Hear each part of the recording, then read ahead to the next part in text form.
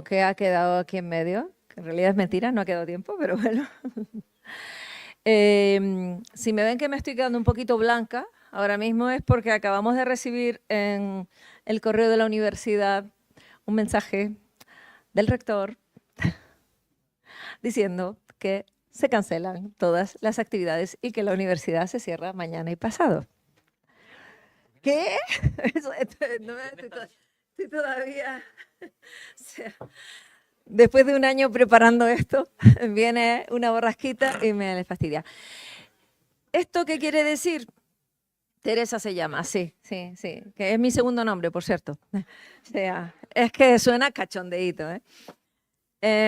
¿Esto qué quiere decir? Pues quiere decir, en primer lugar, tienen que aprovechar el día de hoy hasta el último minuto que tenemos la RAM Sesión. ¿Eh? Hasta el último minuto que tenemos la RAM Sesión. Esto en primer lugar. Además, después de este disgusto, porque para mí la verdad es que esto es... A ver, que conste que estamos... Nosotros somos los number one en búsqueda de plan B. Así que no se crean que esto está todo dicho. Vamos a intentar buscar una sede que esté abierta.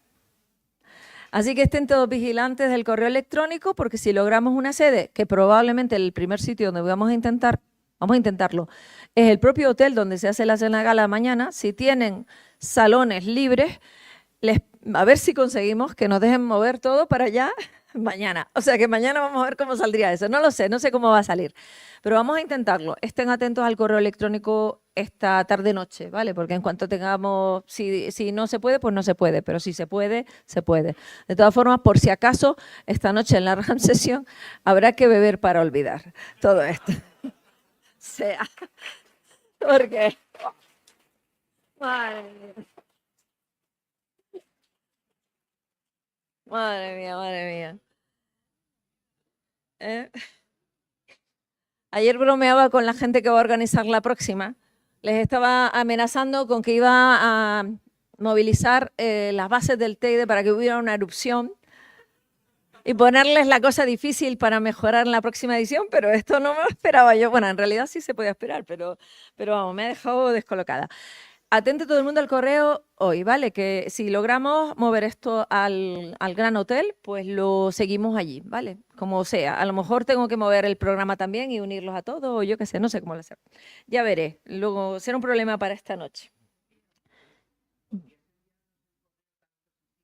Sí, envío un mensaje, tanto si sí como si no, para que sepan a qué atenerse mañana, ¿vale? Vale. Y ahora vamos a disfrutar de una pedazo de charla plenaria de parte de Paco Martín. No sé para qué lo leo, porque a Paco creo que lo conozco un poco. Paco Martín es tinerfeño, juega en casa hoy. Es investigador principal y senior technical staff member en IBM Research en Nueva York. Porque se fue de aquí, nunca se lo perdonaré. Él hizo la tesis aquí con nosotros y todavía le echamos de menos todos los días. Ha formado parte del equipo que desarrolló IBM Quantum Experience, la plataforma pionera que permitió el acceso remoto a los ordenadores cuánticos vía la nube, que es como lo usamos todos, a no ser que alguno de ustedes tenga un ordenador cuántico en casa. Especialmente mediante la contribución al desarrollo y difusión de Qiskit, que es la plataforma de software abierta que abre el acceso a los ordenadores cuánticos y que ha conseguido que tanta gente se meta en este tema, ¿no?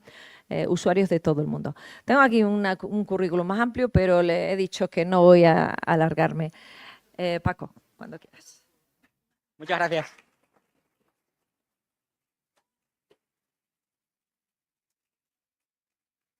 Muchas gracias a Pino por la invitación. Yo siempre digo que yo solo tengo una jefa, que es Pino. El resto son gente que me paga. Pero mi jefa es Pino.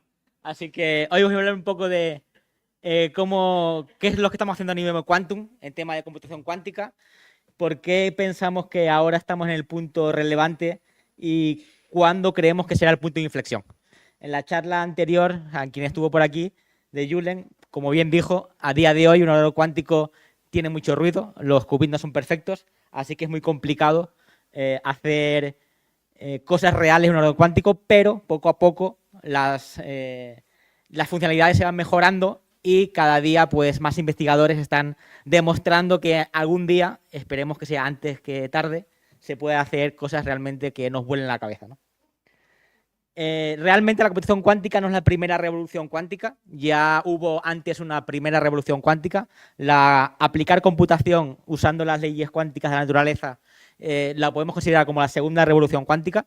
La primera está hoy en día muy establecida en muchos de los productos que usamos, tanto en medicina como en cosas de luces, los relojes atómicos, en fin, tenemos hoy en día sistemas cuánticos aplicados en nuestro día a día y que no somos conscientes. La computación sería esa segunda revolución cuántica que busca intentar aplicar la física cuántica, las leyes de la mecánica cuántica, a la computación de por sí. Y eso es gracias a la naturaleza. La naturaleza que nos rodea está más allá de la aritmética con la que se representa la computación clásica actual, y intentar resolver problemas de esa forma muchas veces son imposibles, ¿no? Digitalmente estamos intentando replicar digitalmente comportamientos naturales, y eso es un poco matar moscas a cañonazos. Por lo que, como la naturaleza es cuántica, la mejor forma de simular la naturaleza es con comportamientos cuánticos, ¿no? Y si intentamos simular la naturaleza con comportamientos clásicos, pues igual estamos un poco encorsetados en lo que podemos resolver. ¿Y qué se puede resolver con esa naturaleza cuántica, ¿no? Lo más obvio es cualquier comportamiento de naturaleza cuántica se podrá resolver, pero esa estructura está en otros tipos de algoritmos que podemos resolver, sobre todo el tema de optimización, que realmente es útil. No solo aplica a la naturaleza, también aplica a otro tipo de problemas que casan muy bien con esa estructura de la naturaleza cuántica, como la optimización, que después veremos algún ejemplo. Y hay muchos más problemas. Podemos tener en simulación, tenemos la simulación hamiltoniana, que se usa hoy en día en muchos problemas de química, y cómo se puede simular esas moléculas. En temas de optimización, de routing, pues el problema del viajante, el problema de cómo optimizar una mochila, el problema de la mochila, machine learning, en ecuaciones diferenciales. En definitiva, tenemos un amplio set de problemas que la naturaleza cuántica los adopta muy bien y puede resolverlos de una forma muy eficiente. Y eso es gracias principalmente a dos cualidades cuánticas, a las dos principales cualidades de la física cuántica, de la mecánica cuántica. Una es la superposición y otro es el entrelazamiento. La superposición básicamente es que un estado cuántico no está ni en 0 ni en 1, sino puede estar en cualquier estado intermedio. Eso no quiere decir que al mismo tiempo esté en 0 y en 1. Eso se refiere a que depende de cuándo midas el mismo estado, ese estado puede dar un valor 0 o puede dar un valor 1. Entonces está en una superposición de ese estado. Y después está el entrelazamiento, y es que de esas dos partículas se pueden llegar a entrelazar. Significa que si tú pones una partícula en la Tierra y otra partícula te la llevas muy, muy, muy lejos, en el otro extremo del universo, si cambias una propiedad de esa partícula, en la otra partícula está entrelazada, la propiedad cambiará en el mismo valor, ¿no? Y eso es algo que rompe alguna de las leyes de la naturaleza que hoy damos asentadas. No es porque estén mal, sino es porque hay algo que no somos capaces de saber qué es, ¿no? Einstein decía que era que Dios jugaba a los dados, con la naturaleza jugaba a los dados y los ponía en un sitio que no somos capaces de verlo. Cuando alguien sea lo suficientemente inteligente de darnos una explicación por qué pasa, pues todo avanzará mucho más rápido. Mientras tanto, pues tenemos que jugar a ser experimentalistas, a experimentar, ver por qué pasa, y con prueba y error vamos viendo cómo se va comportando. Así que la computación cuántica abre una nueva ola de computación. Hasta ahora trabajábamos con ceros y unos, que eran el tema de bits. Con la computación cuántica trabajaremos con el tema de qubits, que son esos ceros o uno o un valor alternado en función de cuando lo midamos. Y con eso podemos resolver problemas que eran impensables. Si la computación clásica la podemos ver como nos movemos en coche, que nos podemos mover por cualquier parte de la Tierra en un coche gracias a autopistas, la computación cuántica sería como el siguiente nivel, ¿no? Cómo seríamos capaces de viajar en avión, para que os hagáis una idea, el potencial que puede traer. Y eso es gracias a que, como dije antes, hay problemas que a día de hoy no son clásicamente resolubles. Con la computación cuántica se podrá resolver, pero lo más interesante es que la computación cuántica traerá problemas que hasta ahora desconocíamos. Ahí es donde está realmente el potencial de la computación cuántica, ¿no? Hay problemas que sabemos que son muy complicados de resolver, que nunca vamos a poder resolver, ni con cuántica, es decir, son problemas que son intratables, pero sí hay problemas que parecen intratables que podremos resolver con computación cuántica, y hay problemas que están fuera de esa intratabilidad que actualmente no conocemos y que la computación cuántica nos los hará ver y lo podrá resolver. Y ahí es donde ocurrirá la magia. Así que en IBM Quantum tenemos como misión dos claras premisas. La primera es cómo podemos ayudar a que la computación cuántica cada vez sea más adoptada en la comunidad y cómo podemos hacer que se acelere todo poco a poco para que acabe en la industria. A eso le llamamos Bring Useful Quantum Computing to the World, cómo traer la computación cuántica usable, realmente en la que se pueda aplicar. Y por otro lado, ya que eso conllevará a una serie de problemas, muchos de ellos asociados a la seguridad, cómo podemos hacer que el mundo sea quantum safe, cómo podemos hacer que el mundo sea resistente a la computación cuántica que tenemos. Así que la charla la dividiré en dos partes. Por una parte, explicaré de forma muy alto nivel qué hay a día de hoy para poder empezar en computación cuántica. Y la segunda parte de la charla la centraré en esa parte de computación cuántica más criptografía, ¿no? Cómo se puede, por un lado, asegurar que la criptografía sea actualizada para la computación cuántica, y por otro lado, qué es lo siguiente que vendrá, ¿no? ¿Qué se podrá hacer en criptografía cuando un ordenador cuántico haga cosas realmente importantes? Por un lado, para la parte de la computación cuántica, tenemos que tener dos cosas claras. Una cosa clara es que la computación cuántica tiene que ser eficiente. Me refiero a que si los ordenadores actuales no hacen gran computación y un ordenador clásico lo puede batir, pues estamos haciendo... Ese no es el camino. El camino tiene que ser intentar demostrar que un ordenador cuántico es lo suficientemente poderoso para batir a cualquier ordenador clásico conocido, a cualquier supercomputador. Eso es lo que llamamos el concepto de quantum advantage, cuando la ventaja cuántica demostrará que clásicamente es imposible resolver ese problema. Y por otro lado, es necesario que no solo los físicos cuánticos sepan programar cuántica, ¿no? ¿Cómo podemos abrir la computación cuántica para que cualquier persona pueda usarla sin tener nociones de física cuántica? Así que en IBM, desde 2016, que lanzamos esa primera plataforma para acceder a los ordenadores cuánticos, hemos diseñado un roadmap a 10 años, a 20 años, de 2016 a 2036, 2033 y más allá, en el que, asombrosamente, conociendo que la computación cuántica es algo de research a día de hoy, algo de investigación, y cumplir la investigación a tantos años vista es muy complicado, pues asombrosamente IBM ha ido cumpliendo año a año todo lo que nos hemos propuesto. Y eso es algo muy complicado de cumplir, porque como sabéis, en investigación nunca se sabe qué será lo siguiente y cuánto tiempo tardaremos en resolver algo, pero con ese commitment en IBM hemos ido intentando cumplir los plazos cada año. A día de hoy estamos en una situación en la que, si lo dividimos en hitos importantes de la computación cuántica para los siguientes años, lo podemos, aquí básicamente en este roadmap tenemos cosas de hardware, cosas de software, cosas de física, cosas de menos física, un poco relacionado todo con la computación cuántica y cómo el ecosistema se tiene que ir construyendo para que en algún día podamos realmente tener esa ventaja cuántica y sobre todo esa supremacía cuántica, ¿no? Que es que cuando el ordenador cuántico sea realmente el de por defecto. Así que si lo dividimos en tramos importantes de la computación cuántica, en 2023 establecimos el concepto de Quantum Utility, que es cuando el ordenador cuántico está preparado para ayudar a investigar problemas reales, como los que están haciendo hoy en día diferentes grupos de investigación en computación usando ordenadores cuánticos, ¿no? Como el que demostraron anteriormente. El siguiente paso, que es el que ocurre este año, es cuando alguien demostrará que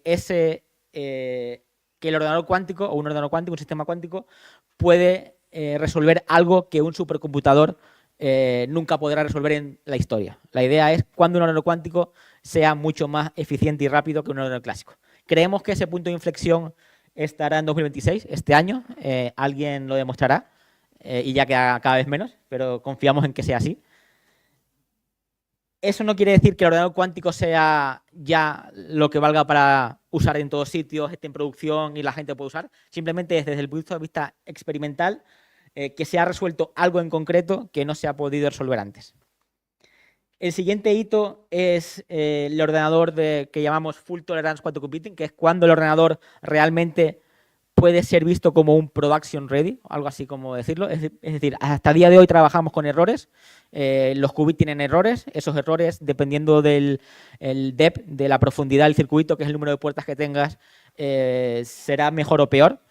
Más o menos a día de hoy trabajamos con un ordenador cuántico, puede resolver, depende del experimento, pero hasta 7.500, 10.000 puertas, si están bien optimizadas y bien calibradas para el dispositivo en concreto. Más de 10.000 puertas es complicado y hasta 156 qubits.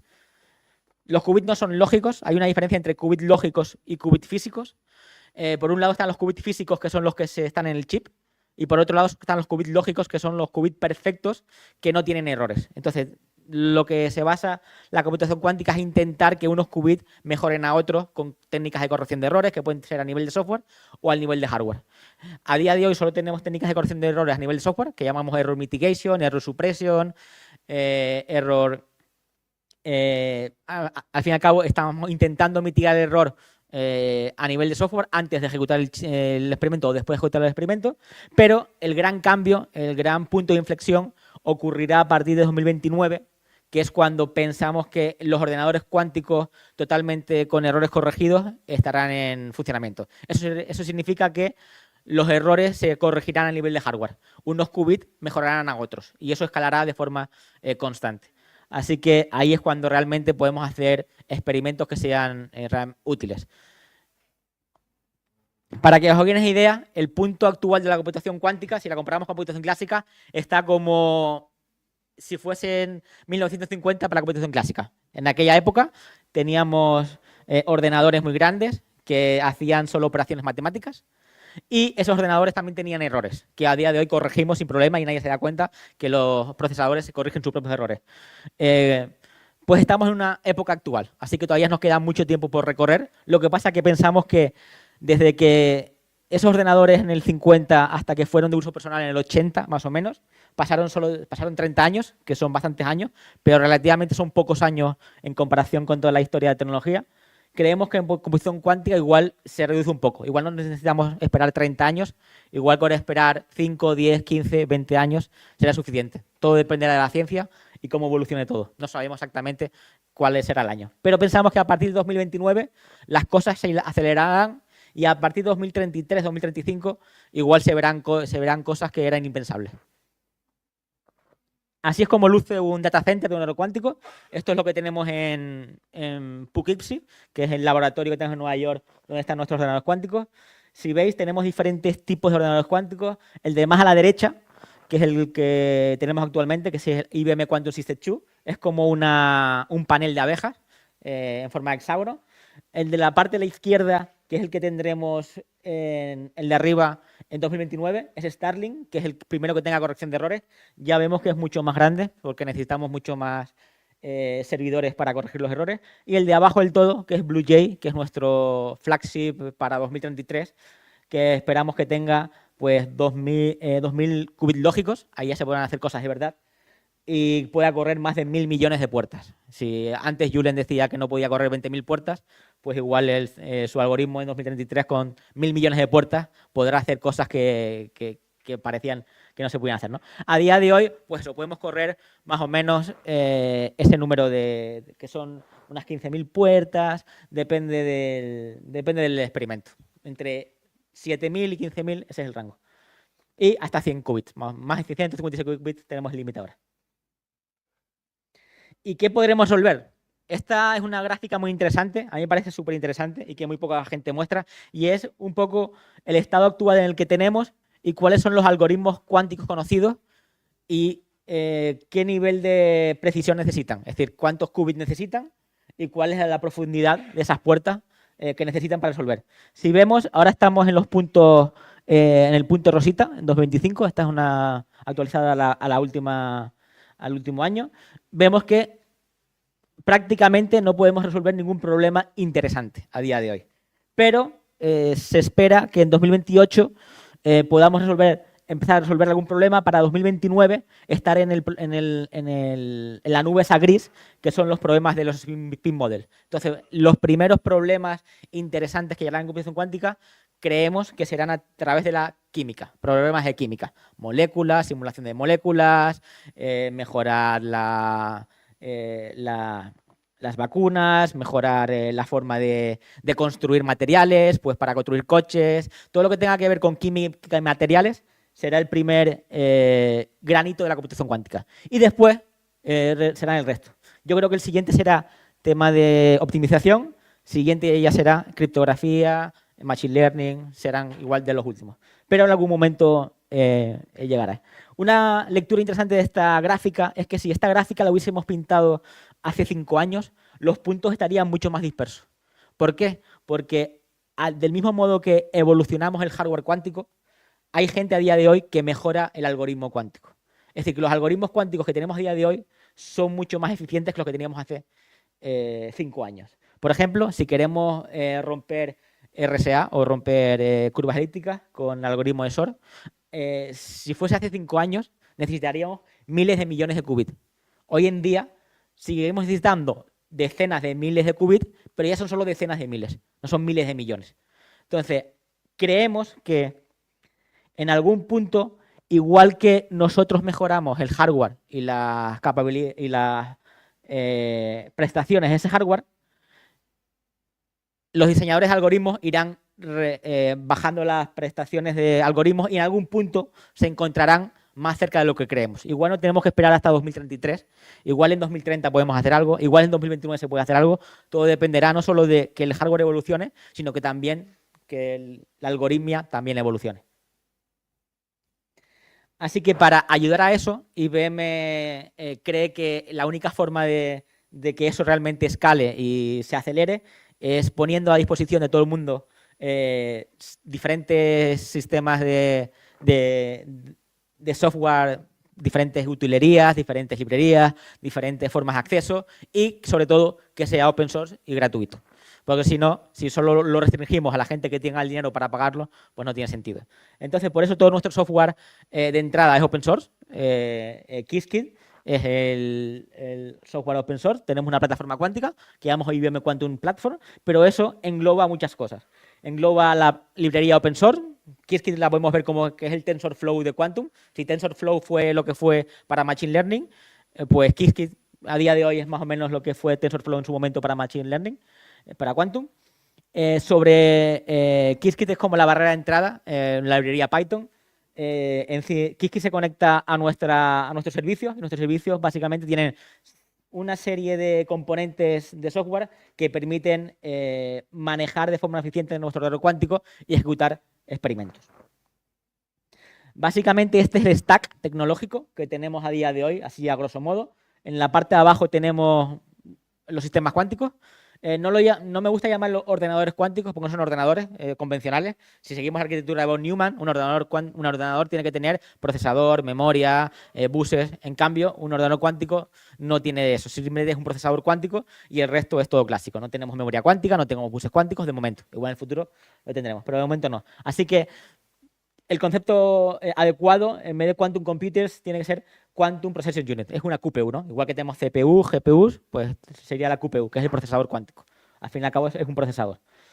En ese procesador tenemos diferentes interfaces para conectar, depende del cliente y el usuario que lo quiera usar, si es a bajo nivel, si es a alto nivel. El lenguaje que se usa ahí es un lenguaje que llamamos QASM. QASM es Quantum Assembler Language, es como el ensamblador cuántico. Básicamente defines las puertas. Igual que en clásica tenemos puertas clásicas como es el AND, XOR, XOR. En Quantum tenemos puertas cuánticas, Hadamard, Tifoli, etcétera. Por lo que ese es como la primera barrera de cuántica. Por encima de eso tenemos una capa que orquestra diferentes recursos, porque al fin y al cabo un procesador cuántico no hace nada. Tienes que tener algo clásico al lado que le permita iterar, para manejar la entrada, manejar la salida, preprocesado, postprocesado. Después explicaré cómo funciona el algoritmo cuántico. Pero por eso tenemos que tener no solo una QPU, sino necesitamos parte clásica también para que pueda inyectarle esa entrada y leer esa salida. Por encima de eso tenemos la capa de orquestación, que es la que divide un poco qué puede ser ejecutado en el ordenador cuántico y qué puede ser ejecutado en un ordenador clásico, y lo distribuye. La siguiente capa es a nivel de software. ¿Qué herramientas tenemos? Pues está Qiskit, el SDK como el core. Tenemos diferentes plugins que llamamos Quick add-ons, depende de lo que quiera ejecutar, si es química, machine learning, optimización. Y después tenemos diferentes utilería la llamamos transpiler, pero básicamente es cómo adaptamos tu circuito para que corra en el hardware. Es decir, aunque tengamos en IBM diferentes procesadores, que pueden ser 15, 20 procesadores, cada procesador tiene una tecnología, cada procesador puede tener diferentes arquitecturas. A la arquitectura le ponemos nombres de pájaros, está Heron, está Eagle, está diferente. Esa arquitectura es cómo los qubits se interconectan y cuál es su tasa de error. Pues por cada arquitectura el circuito puede ser diferente. Entonces tú tienes que mapear cuál es la mejor versión de ese circuito para esa arquitectura, que es una transpilación. Tú tienes que transpilar el circuito. Tenemos utilería que te permite transpilarlo sin tener ni idea de cómo funciona. Y después, encima de eso, lo último que hemos desarrollado es una capa de aplicaciones para que cualquier persona sin conocimiento de cuántica pueda usar esto, ¿no? Por ejemplo, yo soy un data science y quiero usar una técnica de machine learning usando un quantum solver. No tengo que saber qué hace el quantum solver. Llamo a una librería que tiene una aplicación y lo resuelve. O soy un programador de SAP que tiene un problema de cuál es la ruta más óptima en una ciudad para repartir paquetes, y no quiero resolver el problema del viajante de forma clásica, lo quiero resolver de forma cuántica, porque me permite tener muchas más variables. Pues la librería, tú llamas a la librería y ya está, y lo resolverás. Tú no sabes lo que hace por detrás. Y esto es la anatomía de un algoritmo clásico. Si os fijáis, de un algoritmo cuántico. Si os fijáis, el algoritmo cuántico tiene cuatro pasos. El primer paso posiblemente es el más complicado de todos, que es cómo mapear tu problema a un espacio cuántico. A día de hoy no es posible que cualquier tipo de problema clásico se mapee en un problema cuántico. No es así. De hecho, los algoritmos cuánticos son limitados. Creo que hay en torno a 50 algoritmos cuánticos, no hay más. Y ha sido así durante los últimos años. Es decir, no es fácil inventar o diseñar un nuevo algoritmo cuántico. Lo que realmente se hace es coger los que existen e intentar modificar su configuración o aplicarlos a diferentes técnicas, pero hacer un algoritmo como hizo en su momento Shor o como hizo Gruber no es tan fácil como, pues voy a diseñar un algoritmo, como se puede diseñar clásicamente, ¿no? Por eso, el paso de mapear tu problema clásico a un espacio cuántico suele ser bastante complicado, y por eso hay solo 50 algoritmos conocidos que se pueden mapear datos clásicos a datos cuánticos. El siguiente paso es el típico de preprocesado, cómo optimizar tu experimento para correr un ordenador cuántico. Ahora que tengo el diseño clásico, lo he mapeado a cuántico, ¿cómo lo puedo mapear a un ordenador cuántico, a un procesador cuántico en sí? El siguiente paso es la ejecución, cómo lo puedo ejecutar directamente en la QPU, no tiene que hacer nada. Y el siguiente paso es cómo puedo leer resultados y volver al estado clásico, porque al fin y al cabo el ser humano entiende datos clásicos, ¿no? Al final estamos manejando, por ejemplo, Qiskit, es una librería Python es clásico, pues tú tienes que coger esos datos cuánticos y volverlos a mapear en algo que se pueda entender a nivel clásico. Entonces, si os fijáis, el paso 1, paso 2 y paso 4 no es nada cuántico, son todo clásicos, todo ocurre en CPU o en GPUs. Y el único paso que ocurre en una QPU es el paso 3. Por lo que una QPU de por sí sola no hará nada, necesitará siempre un ordenador clásico, que puede ser muy potente si quieres correr algo muy potente cuánticamente, o reducido si solo quieres experimentar. Paso 1, paso 2 y paso 3 y 4 tiene que ocurrir en un ordenador clásico, y el paso 3 es el que ocurre en la QPU. Se puede ver que la QPU al fin y al cabo es un acelerador. Igual que tenemos GPUs que aceleran procesos, aceleran matrices, la QPU acelera una parte matemática concreta.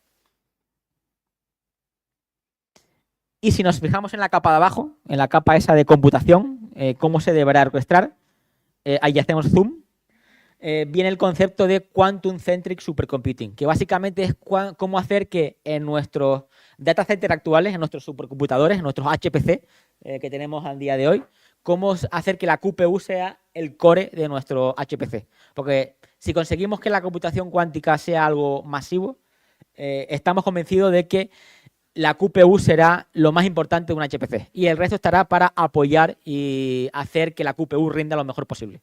Así que a eso le llamamos Quantum Centric Supercomputing. Cómo podemos coordinar GPUs, CPUs y QPUs para que en armonía trabajen y resuelvan un problema realmente grande. Si os fijáis en el algoritmo anterior, en el que tenemos 4 pasos: mapping, optimización, preprocesado, ejecución y postprocesado. Eso al fin y al cabo tengo que ejecutar este programita con estas condiciones. Y esas condiciones pueden ser, pues necesito una GPU o necesito un clúster de 1000 GPUs o las que sea. Entonces, depende del problema, tendremos que mapearlo de esa forma. Y ese problema de cómo saber qué se tiene que ejecutar en cada lado es lo que llamamos la nueva forma, el nuevo algoritmo de mapear en Quantum Centric Supercomputing. Y para eso no solo es una cosa de IBM, es un consorcio de diferentes entidades que están apoyando la misma visión, ese Quantum Centric Supercomputing. Y pues está IBM, está RPI, que es una universidad privada en Estados Unidos, está Pascal, que es otra compañía que hace procesadores cuánticos usando una tecnología diferente a IBM. En IBM usamos superconductores. Pascal, por ejemplo, usa neutral atoms, que es otro tipo de tecnología. Tenemos el centro de supercomputación de Reino Unido, Cleveland Clinic, que es uno de los mayores hospitales del mundo, el centro de computación americano, uno de los National Labs, Oak Ridge, tenemos el centro de computación alemán, Jülich, el de Polonia, Poznan, el de Alemania, Partec. Es decir, hay diferentes stakeholders que piensan que el futuro es ese Quantum Centric Supercomputing, como incluir la QPU en un HPC. Y tenemos diferentes librerías que hemos desarrollado en los últimos años para intentar que esa integración sea lo más transparente posible para el usuario. A día de hoy tenemos integraciones con Slurm, con Prefect, y de forma realmente sencilla, si tú tienes una QPU y la quieres integrar en tu data center, lo podrías hacer sin tener que romperte mucho la cabeza. Y todos open source, como son todos plugins open source. Pero la cosa va más allá. Es decir, no solo tenemos que intentar coordinar la tecnología actual, sino hay que intentar definir qué tecnología clásica hará falta en el futuro para que los ordenadores cuánticos realmente rindan, ¿no? Por eso estamos también colaborando con AMD para saber cómo poder integrar de esa forma GPUs de AMD con QPUs de IBM y hacer un HPC hacia lo grande. Y los primeros resultados del diseño de la arquitectura nos han dado que el workflow tiene que ser quantum clásico, donde diferentes sistemas de diferentes recursos están involucrados. Tendremos QPUs, tendremos CPUs, tendremos FPGAs, tendremos ASICs, tendremos GPUs, y cada sistema vendrá a ayudar en una cosa específica. Por ejemplo, las GPUs y las ASICs y las FPGA serán muy importantes en el tema de error correction.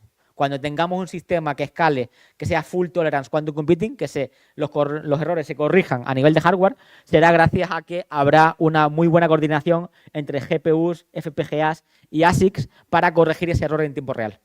Eso es lo que esperamos que haya para 2029, más o menos. Pero, por otro lado, también necesitamos capacidad de cómputo de las CPUs y de las GPUs a nivel de preprocesado y postprocesado, para manipular esos datos, enviárselos al ordenador cuántico, la salida, volver a manipular y entenderla. En general, los primeros resultados que hemos hecho con esa integración de diferentes recursos son muy buenas. Estos son resultados de mejora en ejecutarlo solo con QPUs o ejecutarlos en un modo híbrido. Pues tenemos resultados que mejoran 100 veces lo que teníamos antes, gracias a usar una combinación de GPUs y QPUs. Por ejemplo, el año pasado hicimos un ejemplo con AMD y Oak Ridge. Oak Ridge tiene el segundo computador más potente del mundo, que es Frontier, que está compuesto de GPUs de AMD, y en Frontier corrimos un experimento que habíamos corrido antes solo en nuestra QPU, y gracias a ese modelo híbrido fue mucho más rápido, ¿no? Y si activas solo CPU, activas GPU con caché, etcétera, etcétera. Pero por otro lado, no hace falta igual solo GPU. Hay otro supercomputador muy potente, que a día de hoy creo que es el séptimo del mundo, que es el de Riken en Tokio, en Japón. Se llama Fugaku, y su sistema está basado en un procesador específico que no son GPUs, son subprocesador, son como CPUs supervitaminadas, y también funciona bien si lo combinas con Quantum, ¿no? La idea general de todo esto es que Quantum no es algo que vaya solo, sino que tiene que ir acompañado, al menos en los próximos 10-15 años, de computación clásica, y tienen que funcionar en armonía para que realmente sea algo escalable. ¿Y qué sería el más allá? Una vez que tengamos ordenadores cuánticos o procesadores cuánticos funcionando en armonía, el siguiente paso es, no solo hay procesadores cuánticos, también tenemos sensórica cuántica, es otro de las ramas de la cuántica que está de moda. Está la computación, está la sensórica y está la comunicación. Y si combinamos todo eso, ¿qué nos da? Nos daría como el Internet of Quantum. Igual que teníamos Internet of Body en el pasado, habrá un momento en el que tengamos Internet of Quantum. Y con eso estamos trabajando con Cisco, entre Cisco e IBM, estamos definiendo los estándares para qué consideramos como el Internet de las tecnologías cuánticas. Será un Internet donde los sensores y los procesadores estarán conectados a través de comunicaciones cuánticas y se comunicarán entre ellos. Y eso es algo que también estamos trabajando desde ya, porque hay que resolver problemas como qué tipo de microelectrónica óptica se necesita para esa interconexión, cómo podemos replicar el estado de un punto a otro, etcétera, etcétera. Y una cosa interesante que la gente no suele tener en cuenta es que realmente, porque cuando hablas de innovación, hablas de cuál es la siguiente tecnología, gracias a que la IA en los últimos años ha dado un salto brutal, la gente se está quejando de que la IA consume mucha agua, el consumo eléctrico de la IA está siendo desorbitado. Lo bueno de la cuántica es que ese consumo es muy, muy bajo. Es decir, un ordenador cuántico tiene un consumo muy bajo. Es verdad que necesita bastante dinero para enfriarlo, porque se necesita, por ejemplo, un supercomputador usando superconductores. Necesita helio líquido para enfriar los qubits, pero aún así sigue siendo mucho más eficiente que un supercomputador actual. Así que gracias a eso la computación cuántica puede ser uno de los que resuelvan el problema de los actuales supercomputadores, que necesitan mucha energía para ser mantenidos. Y en la parte de arriba, si ahora nos hemos enfocado en la parte de abajo, en la parte de arriba, que es cómo se accede a todo ese ecosistema de computación cuántica, y os explicaré por arriba qué hay a día de hoy y qué se puede hacer. Por un lado, lo más alto nivel que tenemos es lo que expliqué antes, que es cómo hacer ese conjunto de aplicaciones que abstraigan de todo el conocimiento de física cuántica a las personas y que tú simplemente invoques a una función y te resuelva ese problema. A eso le hemos llamado Key Functions, y no ha sido IBM la que ha creado las functions, sino otras partners de IBM, startups, otras compañías, crean esa capa de aplicaciones que pueden ser reusados por los usuarios. A día de hoy tenemos dos tipos de aplicaciones, los que llamamos Circuit Function y Application Functions. Básicamente una es alto nivel, no tienes que preocuparte de física cuántica, y otra es un poco más a bajo nivel para los investigadores que aún quieren seguir optimizando los circuitos, ¿no? Así que una es más pensado para físicos con conocimiento en quantum, y otra es más pensado para data science o personas que no necesitan conocimiento quantum. Y esas aplicaciones a día de hoy no hacen gran cosa, pero sí que demuestran que son útiles y que en algún momento, si seguimos evolucionando el hardware y la algoritmia se sigue mejorando, llegará un momento en que realmente sean útiles. Son experimentos realmente sencillos para un ordenador clásico, es decir, que cualquier supercomputador puede simular, pero cada vez va siendo más complicado, y durante este año llegaremos al punto de inflexión de que no serán fácilmente simulables. En la parte de circuitos, de Circuit Functions, que es la parte de cómo mejorar los experimentos con el ordenador cuántico de forma transparente para el que crea los experimentos, tenemos tres funciones que son por Ketma, es una startup israelí, Algorithmic, que es una startup finlandesa, y Q-Control, que es una startup americana / australiana. Entonces, lo que hacen ellos es, con diferentes técnicas de mitigación de error, te mejoran tu experimento. Igual un experimento que te sale muy noisy, con mucho ruido, a día de hoy, si lo pasas por su algoritmo, puede ser mucho más eficiente y puedes ver que la eficiencia mejora mucho.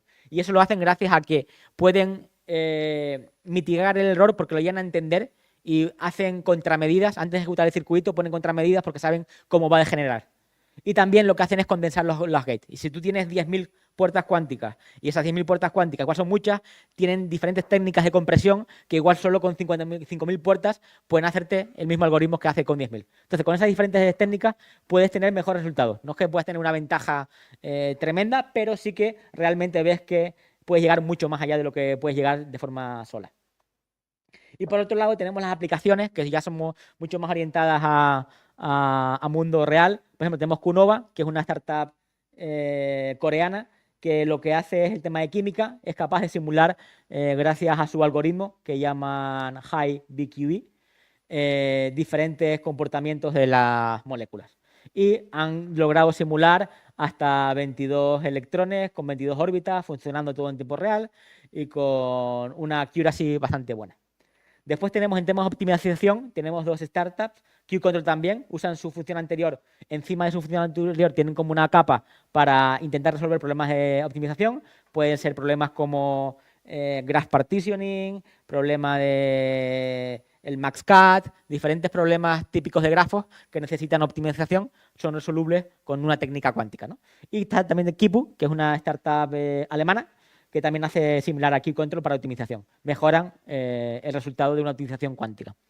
Y por el otro lado tenemos ecuaciones diferenciales, que es otra de las vertientes que está surgiendo últimamente en computación cuántica, porque creemos que se puede aplicar de forma muy fácil a modelos de ecuaciones diferenciales. Y Colibri-TD, que es una startup francesa, tiene muy buenos resultados y tiene muy buenos algoritmos en ese aspecto. Y las últimas dos que tenemos son españolas. Tenemos Multiverse, del País Vasco, que hacen, ellos lo llaman Quantum Inspired. Básicamente tienen técnicas que usan un poquito de Quantum, pero no son basadas todo en Quantum, sino es basada en clásica y tienen ciertos kernels de Machine Learning que usan para Quantum. Y han visto que cambiando simplemente parte del kernel de Machine Learning y ejecutándolo en un ordenador cuántico, en un procesador cuántico, es mucho más eficiente que solo clásico. Y por otro lado tenemos Global Data Quantum, que también es del País Vasco, que tienen temas de finanzas y cómo optimizar el portfolio de forma eficiente.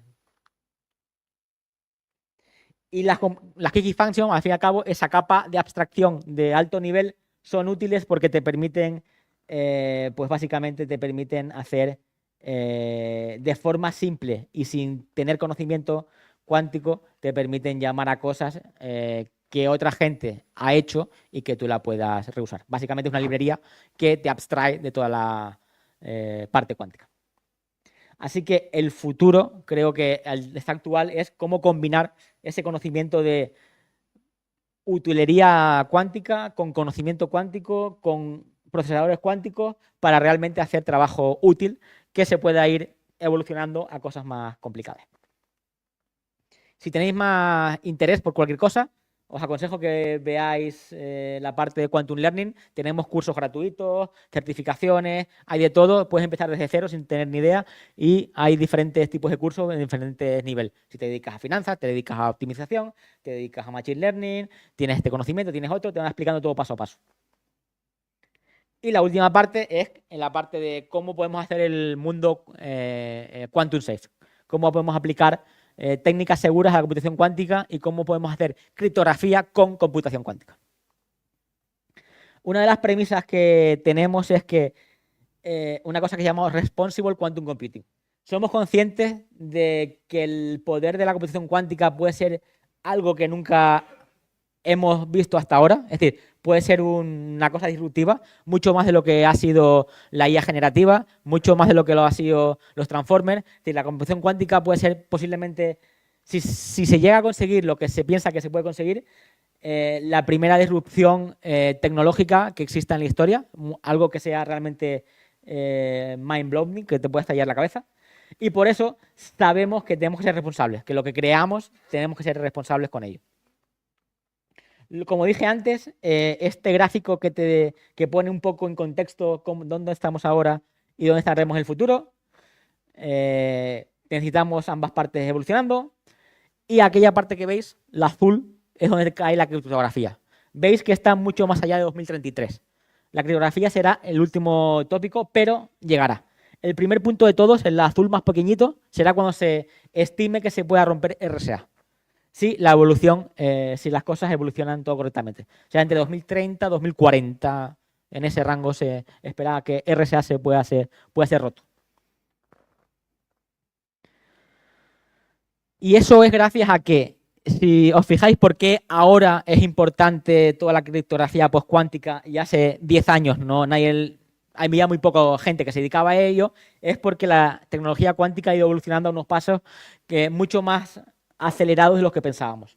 En 2017 antes de 2018 era algo muy lento, había gente trabajando a bajo nivel, cosas muy poquitas. Entre 2019 y 2022 ya se fue demostrando que esto de la cuántica iba en serio, y ahí es donde los organismos gubernamentales se pusieron a pensar en qué tenían que hacer. Y a partir de 2023 es cuando ya ha empezado realmente la fiesta. Y no sabemos cuándo será, cuándo realmente afecta a la criptografía. Está afectando ahora, por supuesto, pero cuándo realmente afectará a la criptografía en tiempo real. El problema más conocido que puede resolver gracias al algoritmo SOR es cómo factorizar dos números primos. Eso a día de hoy es irresoluble por un ordenador clásico, pero un ordenador cuántico podría llegar a esa solución, ¿no? Como contó Jintei ayer, a día de hoy el número que se puede factorizar con los procesadores actuales es un número irrisorio, pero si evolucionamos la tecnología como tenemos prevista, igual en 10-15 años no sería tan irrisorio. Y eso afecta pues, a todos los protocolos que sabemos de cifrado de clave pública, firmas digitales, intercambio de claves, etcétera, etcétera. RSA, DSA, FC, curvas elípticas, DH, Diffie-Hellman, estará todo roto. Así que para eso tenemos que establecer cuándo será el Q-Day. El Q-Day es cuando la computación cuántica pueda romper la criptografía clásica. Y para eso tenemos que tener en cuenta qué pasará antes de ese día y qué puede pasar después. Antes de ese día, ahora estamos en problemas, a día de hoy todo el mundo está en problemas, porque hay organizaciones leyendo todas las comunicaciones cifradas, a día de hoy no pueden hacer nada, pero todo lo que estamos intercambiando hoy puede ser descifrado en el futuro. Eso es lo que se llama el harvest problem. Es decir, hay organizaciones almacenando en grandes bases de datos todas las ciertas comunicaciones que consideran importantes, y esas comunicaciones algún día serán rotas y se podrá saber qué pasó. Es como abrir los archivos de Einstein de repente, ¿no? Se podrá saber qué pasó en todo ese tiempo. Y después de la computación cuántica, de la rotura de la criptografía clásica, pues si no estamos preparados, pues tendremos un montón de problemas.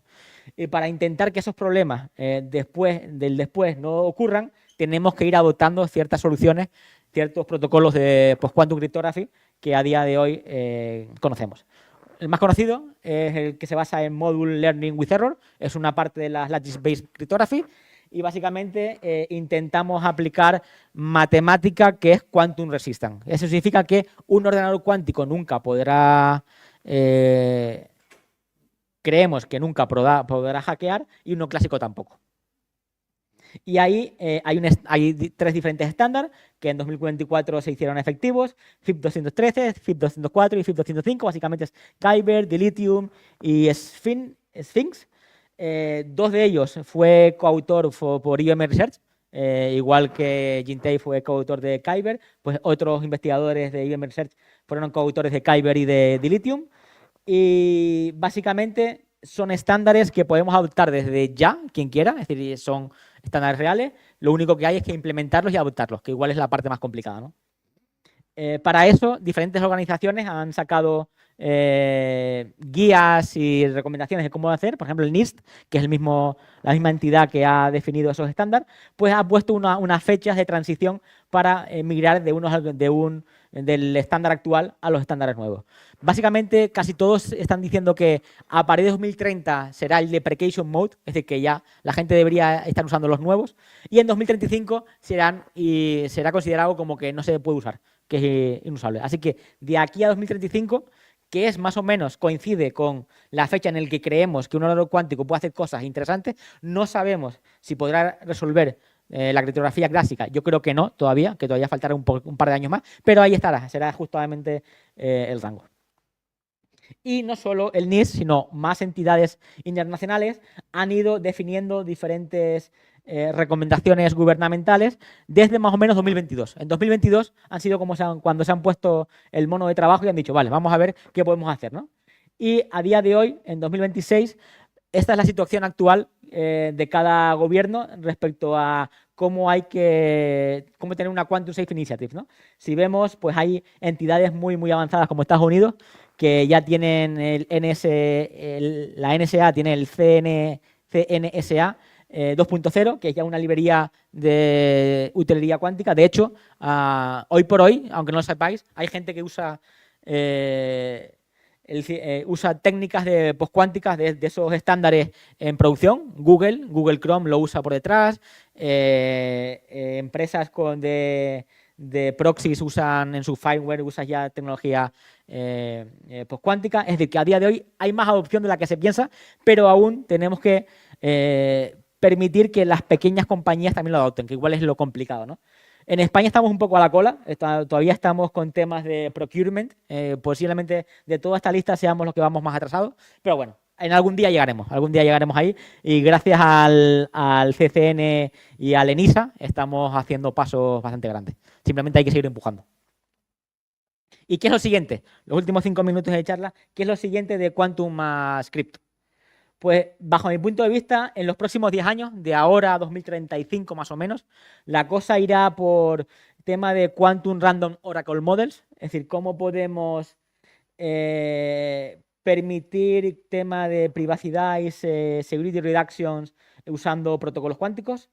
También va a tener mucho que ver los grandes cambios que permitió Mahadev, cómo los protocolos pueden asegurar la privacidad de los datos.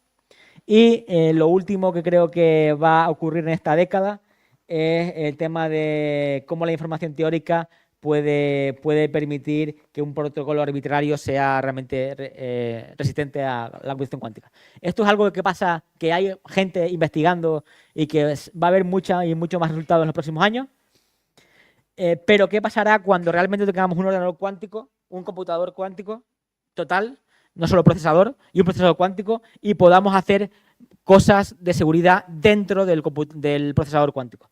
Pues ahí yo creo que hay temas muy interesantes como el Quantum Fully Homomorphic Encryption, que es cómo asegurarte que el circuito, el programa cuántico que ejecutas en el procesador esté realmente protegido y que nadie te pueda te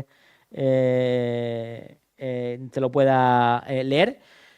Otras 3 cosas que ya son más futuros, esto mucho más futuro, es el Quantum Copy Protection. ¿Cómo podemos hacer que nadie pueda hacer ingeniería inversa a los programas cuánticos? Que a día de hoy se parece ciencia ficción.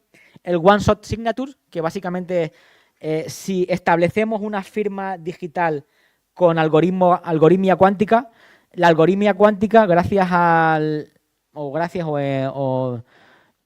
la propiedad cuántica, tú cuando lees un estado cuántico se destruye. Entonces, imagínate que tengas un estado cuántico que es una firma. Si tú firmas un mensaje, esa firma se destruye. Esa firma no puedes reutilizarla para otro mensaje. Así que va a ser imposible firmar 2 mensajes diferentes. Entonces, ¿cómo podemos jugar con eso? Porque si eso es así y podemos manejarlo, podemos evitar los ataques los ataques tradicionales a la firma digital. Porque no serán, los ataques basados en reply existen, no serán aplicables. Y el último es cómo podemos evitar que nos tengamos que fiar del hardware del vendor, del hardware que hace el vendor, ¿no? Mucho de la criptografía actual se basa en que el creador del hardware está certificado y tiene una autoridad certificadora. ¿Cómo podemos evitar eso con computación cuántica? Si pruebas el coeficiente nulo, nada de eso. ¿Cómo podemos evitarlo a nivel cuántico? Eso será lo siguiente que salga. Pero eso ya será más para 2035, 2050, mucho más adelante. Así que eso ha sido todo. Así que les animo a todos a crear el futuro y cualquier pregunta estaré encantado de resolver.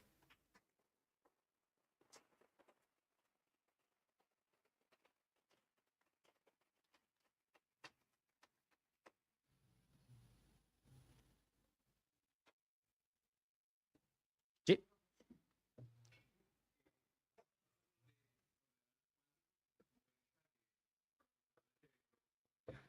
También has nombrado... Gracias. También has nombrado que hay problemas de optimización que la computación cuántica se cree que puede resolver. Sí. Yo lo que tenía entendido era que estos problemas de optimización utilizan algoritmos variacionales. Y estos algoritmos, al final, pues hacen muchas iteraciones y necesitan pocas puertas, pero muchas medidas.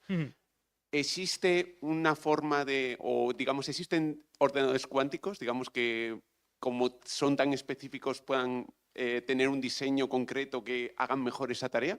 Sí. A día de hoy se usan algoritmos variacionales como el VQE, el QEV, porque los procesadores cuánticos actuales no tienen mucha calidad, por así decirlo. Son bastante pequeñitos. Entonces, se intenta mitigar esa ineficiencia de los errores por esas técnicas. Pero sí que hay conocidos otros tipos de algoritmos basados en phase estimation, que es básicamente la fase cuántica de las ondas que le envías al ordenador, que son realmente útiles en optimización. Lo que pasa es que no tenemos hardware donde ejecutar eso a día de hoy. Es decir, teóricamente sí que hay, se llaman Phase Estimation Algorithm, pero hasta que no estemos en Full Tolerance Quantum Computing no podemos ejecutar esos algoritmos. Así que están guardados en una caja para cuando tengamos el FTQC poder ejecutarlo. Pero sí, a día de hoy se usan variacionales porque es lo que nos permite la tecnología. Pero cuando la tecnología esté madura, todos esos algoritmos que estamos haciendo a día de hoy no valdrán para nada, porque estarán deprecados. Sí.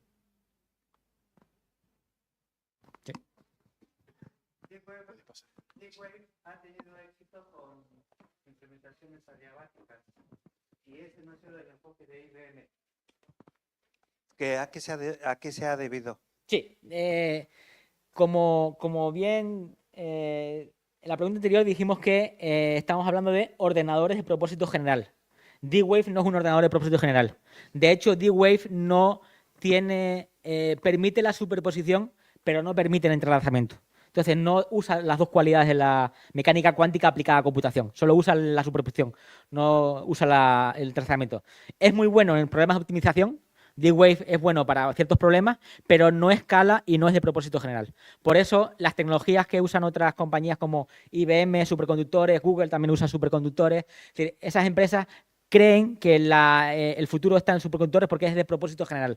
Te permite resolver un abanico más amplio de problemas, no solo un problema concreto como hace D-Wave. Y hay otras compañías que permiten con otras tecnologías de propósito general, IonQ, temas de iones, está Pascal, está Atom Quantum, está PsyQ, está Rigetti, está Quantinium, todos tienen diferentes tecnologías, pero en IBM creemos que la única que tiene éxito a largo plazo es superconductores, porque las otras tecnologías pueden funcionar ahora bien, pueden tener el mismo rendimiento que tiene IBM, pero a día de hoy la tecnología está muy early stage. Cuando eso evolucione, la tecnología sea más complicada, todas esas tecnologías serán muy lentas. Igual, un problema que tarda en ejecutarse un segundo, con esas tecnologías tardará 2 semanas, 1 mes, 2 meses. Igual es útil para ciertos tipos de problemas, pero en IBM creemos que el futuro está en la supercomputadora. No solo IBM. IBM y Google creen que el problema está en los superconductores.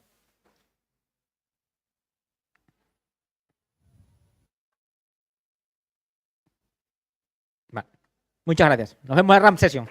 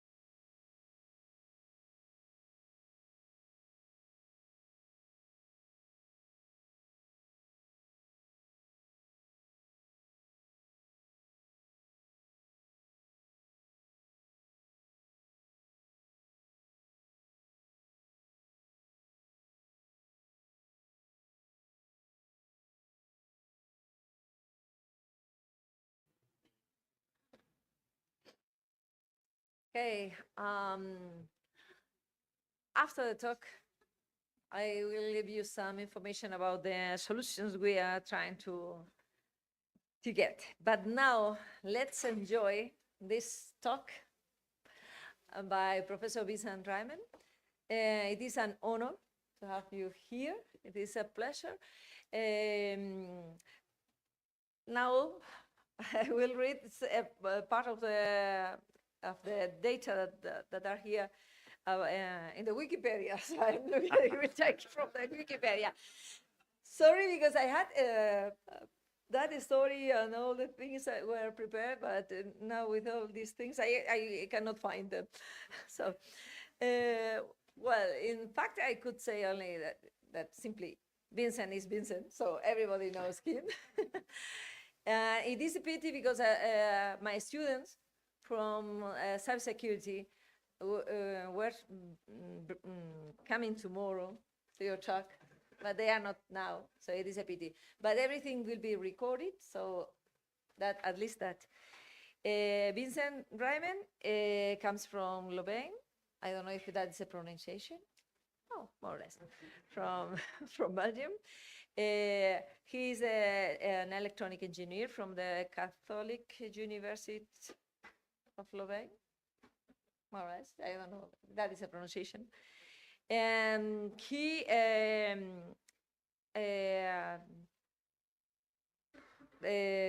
well, I will jump directly to the data that we all know. He invented the encryption that was called Rindle, and then it was recalled AES. In English, how it is? AES. AES, the standard we all use in all our technologies, and we have to teach every year to all the students, because it is compulsory that all students from computer science, from electronic, from mathematics know this standard, because it is very important now. It has been very important from 2000, from the year when it was chosen, and it will be important in the future because it is quantum resistant, as we all know. And I'm not going to extend myself. So what the last thing, the last news about Vincent was that he was awarded with the Fundación BBVA Fronteras del Conocimiento, el premio este. So this award, we all know that it is very important, so congratulations. It is one of many awards that you have received, but this is, I think that was the last one you received? It was this... the latest one, not the last, the latest. Yeah. So the floor is yours. Thank you very much, Vincent. Please, thank you.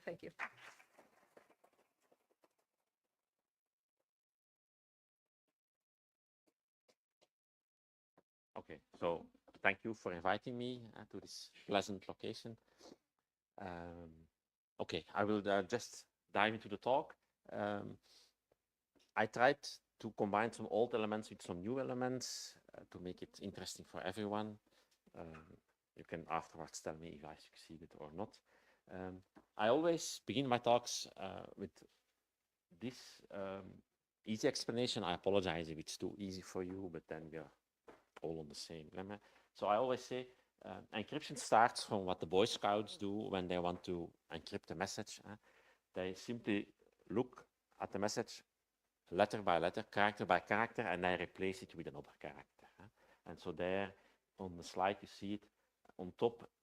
The green characters are the plain text characters, and then the red characters is some kind of permutation, and that's defined by a secret key, and that determines how you replace characters. And for example, the word bet with this key is replaced by IUT.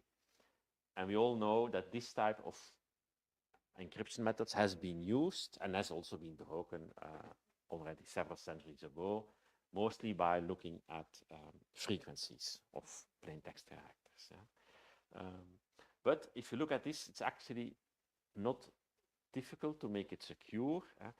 What you do, instead of substituting character by character, you group characters to blocks. For example, here you make blocks of 4 characters and you replace block by block.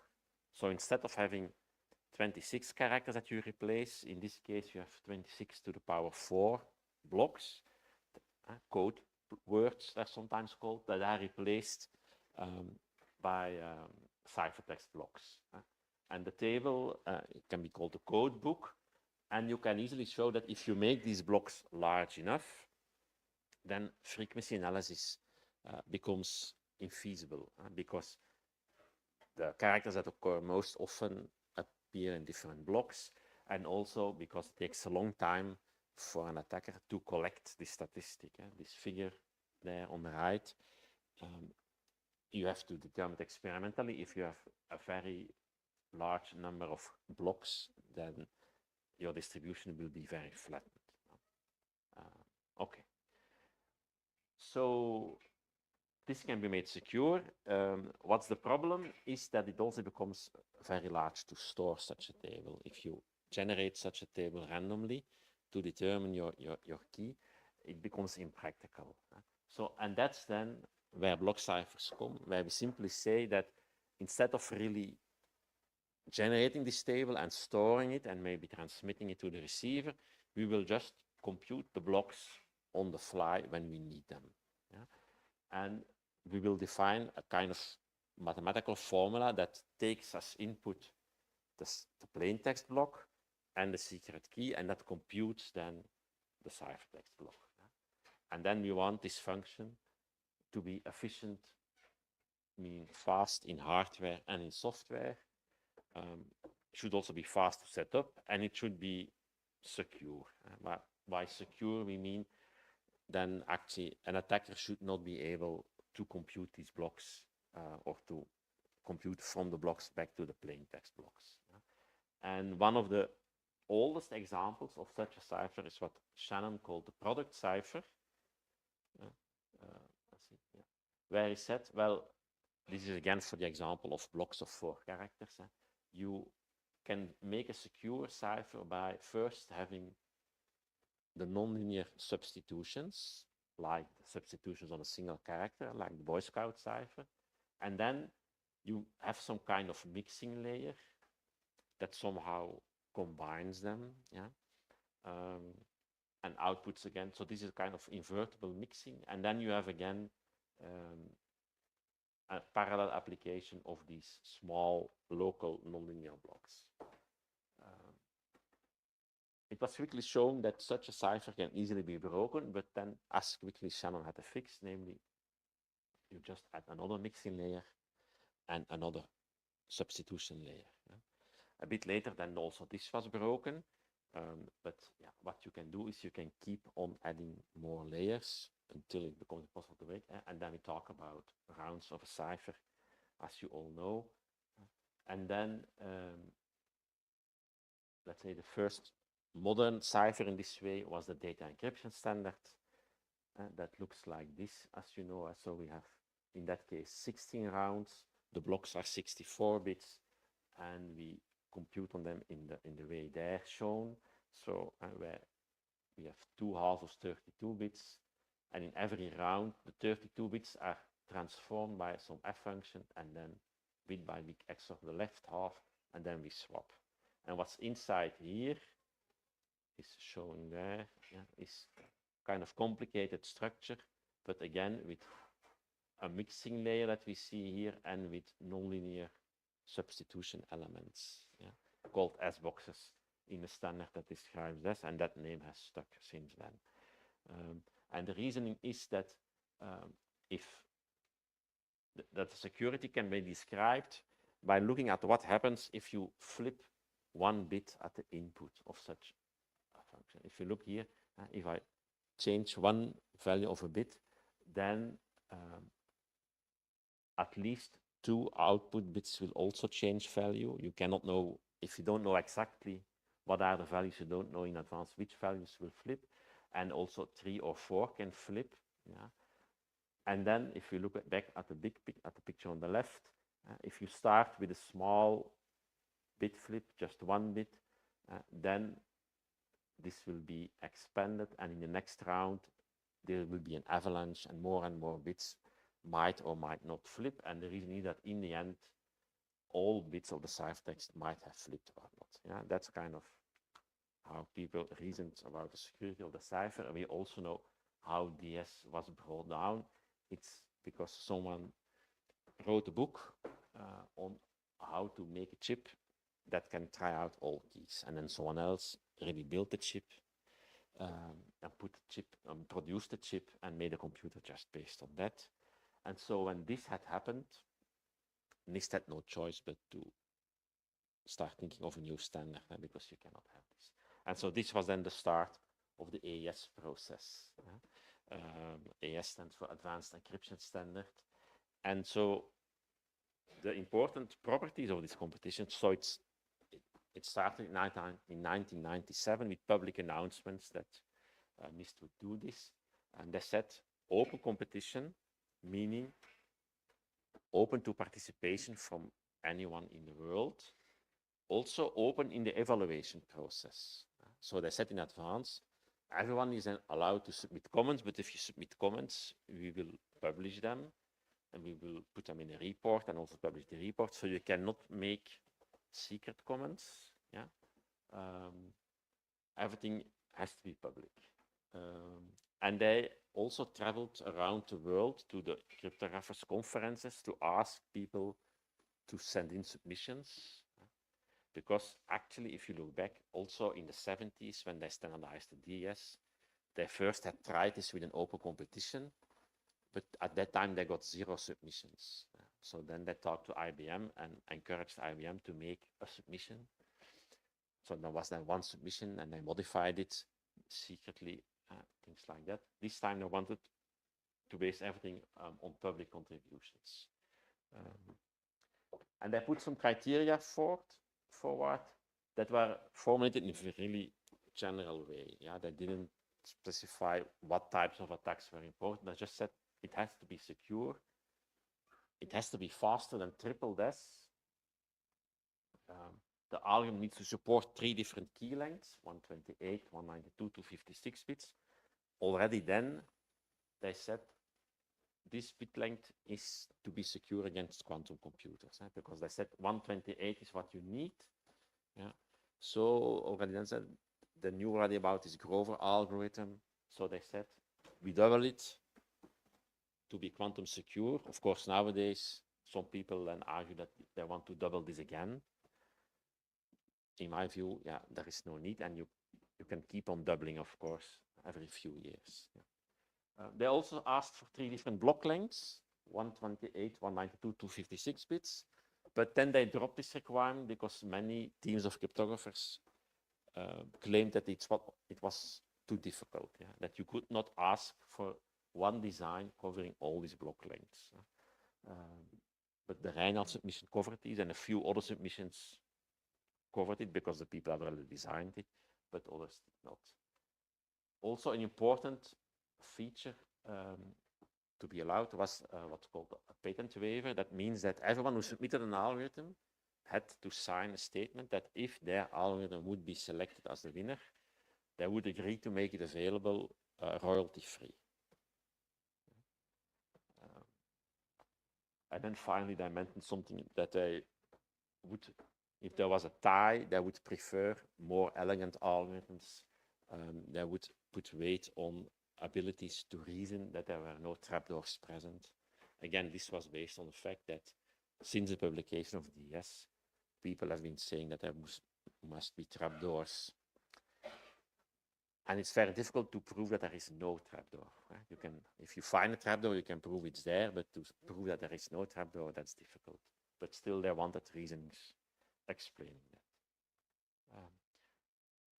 There was some pessimism initially.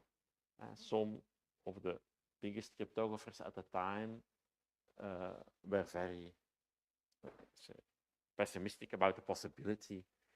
They claimed that actually in the public world we didn't have enough knowledge to make secure algorithms, and we could make attempts, but they would be broken again. Yeah, okay. I'll not read the claims, you can read them. But in the end, there were 15 submissions. So the time for submissions ended in May 98, and then in August 98 was the first official conference. There were 15 submissions there. I've listed them here together with backing companies on the left, and on the right, teams that were not related to a company, but to a university or to individuals.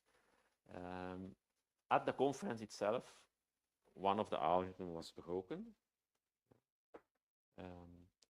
Then another one was broken in the following months by some of the competitors. One algorithm was broken by one of the designers himself. So this deal algorithm was a submission by Autobridge, but Lars Knudsen, who was co-designer, actually showed that it didn't meet the requirements, the criteria, the submission criteria. Then one other algorithm was broken by Lars Knudsen and me, and then two more were broken by master students from me. So that was actually the game also. If you wanted to promote your chances, you had to break other people's algorithms. So yeah, that's what we did. After that, not many more algorithms. I mean, there were some observations, but there were no real breakthroughs.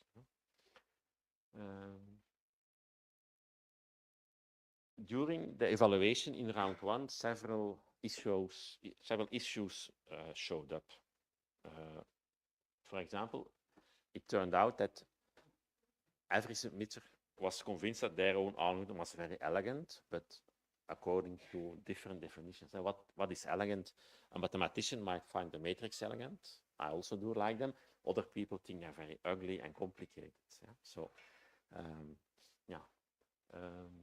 then a very tough one was that NIST had apparently overlooked that maybe someone could submit an algorithm and someone else could claim intellectual property rights on it. Yeah? So you only had to promise that if your algorithm was selected, you would make it available, but you were not forced to say that if another algorithm was selected, that you would not claim property right on that other algorithm. And this turned out to be a problem later on, but people were already making this observation that this was a loophole in the requirements. Export restrictions. At the time, it was illegal to export cryptographic software from the United States, no matter to which country. Which means that the first conference was in the United States. Actually, people taking home documentation distributed at the conference were breaking the law. Yeah? Because you were not allowed to put even your own algorithm to bring it out of the United States again. During the next years, NIST was actually even forcing the issue by organizing a conference in Rome about this, yeah, thereby pushing the limits of this. I mean, actually going over the limits of the export control by taking CDs outside the United States. And sometime later, these export restrictions were reduced very much. Some key, what I call key phrases, which are typical or strange statements made by people then. Some people submit an algorithm claiming that the cipher would profit considerably from future hardware. So that was a code phrase for saying this algorithm is very slow on modern hardware, but it will become fast once computers are better. Yeah. Well, an algorithm that is already fast on current hardware would only also be fast on that. So that was actually a disadvantage than if you were already fast. Yeah. Some people said they had proofs of security, but then it turned out that there was a proof of security against one single attack, and we know there are in symmetric cryptography many different attacks. So it's good to have a security proof against one attack, but you have to explain that there are other attacks as well. And then what I found the best one is ciphers that were designed to resist unknown attacks, which is actually not that difficult, because once someone has an attack, it's no longer unknown. So your claim is, of course,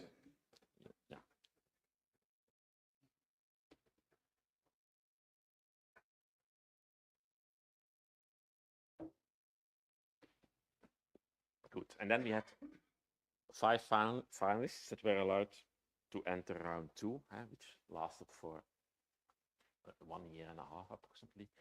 They're listed here. So at Mars from IBM, RC6 from RSA Labs, 2 fish from Counterpane, so 3 American-based companies, and then Rijndal by Johan Damen and me, and Serpent, also backed by 3 researchers from outside the United States. And in the second round, there was further security evaluation and hardware evaluation and things like that. In the end, Rijndal was selected, and then strong points also mentioned by NIST when they designed it was that they actually liked the proofs that we had. We had very simple proofs. I will later on show how they work against, not against all attacks, but against some attacks. And these proofs are nowadays used by many other cipher designers as well, this proof technique. Yeah? So that was introduced then. The simplicity. NIST agreed with our reasoning that our cipher was quite simple. I will also illustrate that in some of the following slides. And then the absence of bit rotation, because during the second round, Hitachi, the company Hitachi, came forward saying that they had a patent on the use of bit rotation for encryption purposes. Yeah. And 4 of the 5 finalists used rotation. Only we didn't. The official line of NIST is that they first made a selection and then established that the patent didn't apply to the case, that they didn't take it into account in advance. But anyway, it was an illustration of the fact that, yeah, it can be dangerous if you use IDs that someone else claims.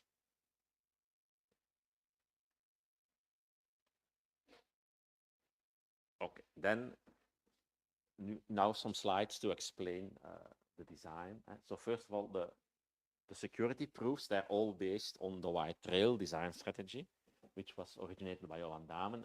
And the idea is that, yeah, like many small streams making one big river, you can make a cipher secure by making sure that many of the S-boxes are active. What do we mean by an active S-box? An active S-box is an S-box. If we go back to the slides here. Yeah. So we see in this picture only one bit is flipping. Then we say that this S-box is active because it adds something unpredictable. An S-box where the inputs stay the same, you know that the outputs stay the same also, then it doesn't really contribute to security. If you look at this bit avalanche effect. So an active S-box contributes to the avalanches. And so some people said you should have very large S-boxes, because then one bit flip can expand to potentially many bits. If you have an S-box with 8 output bits, 8 outputs can be affected. If you have 16 output bits, yeah, up to 16 can be affected. But that was not the reason that we followed. Yeah, okay.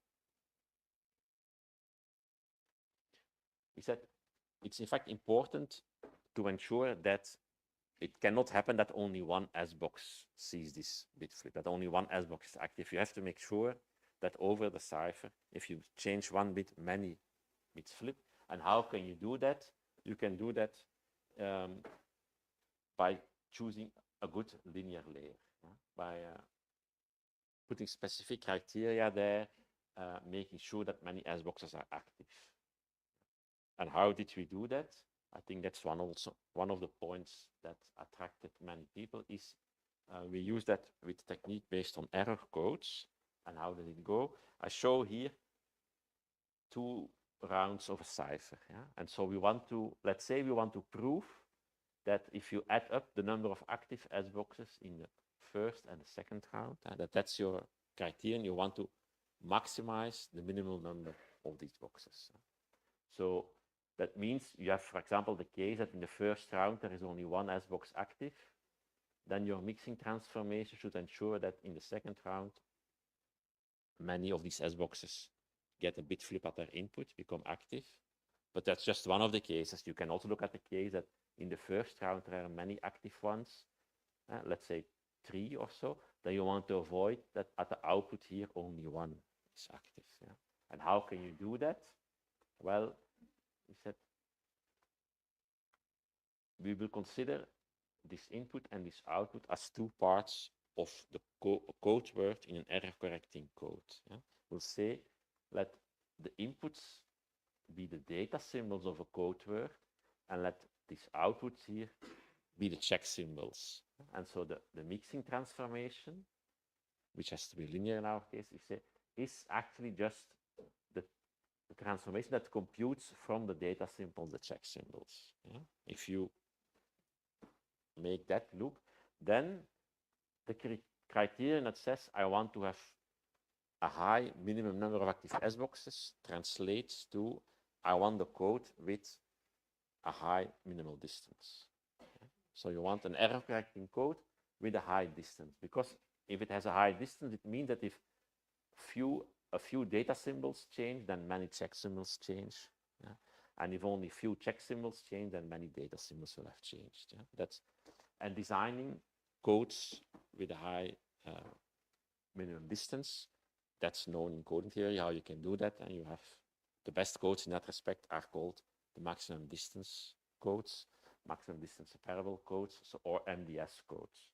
So that's what we propose then to derive this mixing transformation from an MDS code.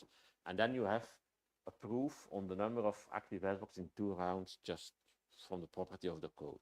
There's no further computation needs to be done. It's just design. That was step 1. Step 2 was to say, okay, let's now look at 4 rounds of the cipher. 4 rounds of the cipher. Yes, they look like this. We have application, so the plain text comes in at the top and cipher text goes out at the bottom. We have S boxes. We have mixing layers that mix always 4 elements. And then we have shuffling of the bytes. Yeah? And let's say now that we want to make sure that over 4 rounds we have as large number as possible of active S boxes. So we could say this is a sequence of 2 rounds and we apply 2 times the bound over 2 rounds, but we can do better. But in order to do that, we will first say, well, the parts here at the end, they don't really matter anymore, because once you're past the last layer of S boxes here, what follows does not change your bound of active S boxes. So in the proof, you can drop that. And the second thing that we use is that if you first permute bytes and then you apply all the S boxes, or you do it the other way around, that also doesn't matter. These operations commute. Yeah? If you do that, then I can rewrite 4 rounds like this. And what I then see is I've actually a code at 2 levels, or what people in coding theory say, I concatenate codes. I have one code operating on code words of 8 bytes, so 4 data symbols, 4 check symbols. And then I have a larger code where each code word, where each symbol, let's say, is a code word from the first code. So I have, let me bring it, the small code has symbols of 1 byte. The code words are 8 bytes. And then the big code, you say I have 1 symbol of 8 bytes. And I have in total 8 symbols in my whole code. And then I can apply the bound at each level. So I can say in the small code, at least my minimal distance is 5, so always at least 5 active S boxes. And also in the large code, at least 5 of the blocks will be active. So my number of active components is the product of the 2 minimal distances. And so that is actually how the security proof of Rijndael worked, to prove security against what's called differential cryptanalysis or against linear cryptanalysis. Okay. Then about the simplicity. So I have here on one slide specification of Rijndael. So as I already said, it sees the state as a matrix of 4 rows and 4 columns where every element is a byte. The sub-byte step applies 1 S-box to every byte. The mixed columns operates on every column, with this transformation derived by from an error correcting code. And then there is a shift rows that moves the bytes around. The first row doesn't move. The second row shifts 1 to the left. The third row 2 to the left. And the fourth row 3 to the left. This is the description that we made in our submission, and that's also included in the standard. Since then, we have another description that maybe illustrates even better how simple the algorithm is. It's the first time I show it, so you can afterwards tell me if it's simple or not. But the starting point is, if you look at the matrix with 4 rows and 4 columns, you can first turn this square into a cylinder, by folding in 1 dimension, because you can say what comes, what comes on the right of this is back here. So we fold like this. And then we can also do it in the other dimension. And then we get what Americans call a donut and mathematicians call a torus.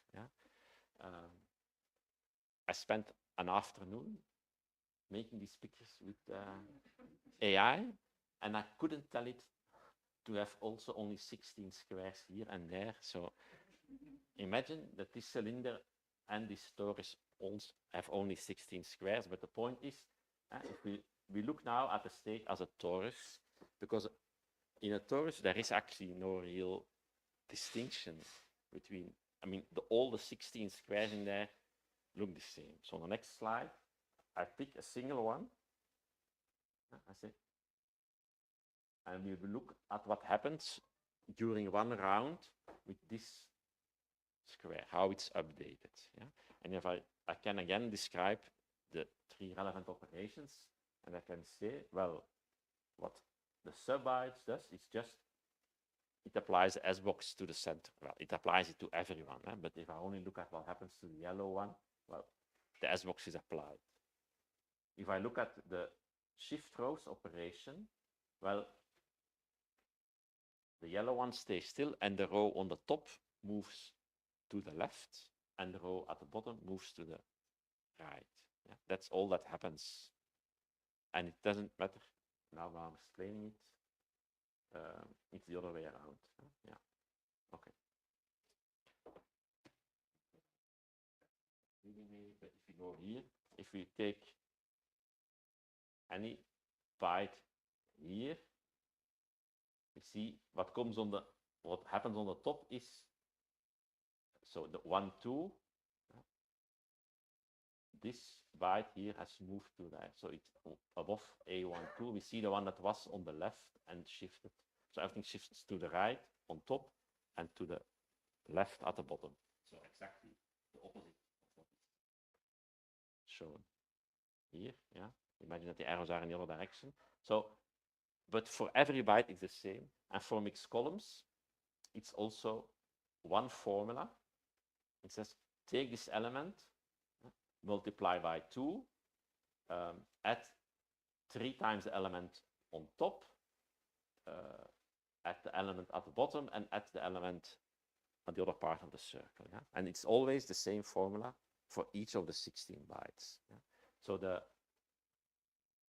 transformations of Rijndael don't make a difference between where the byte is. It's always exactly the same transformation, no matter where you are. So it cannot be more simple.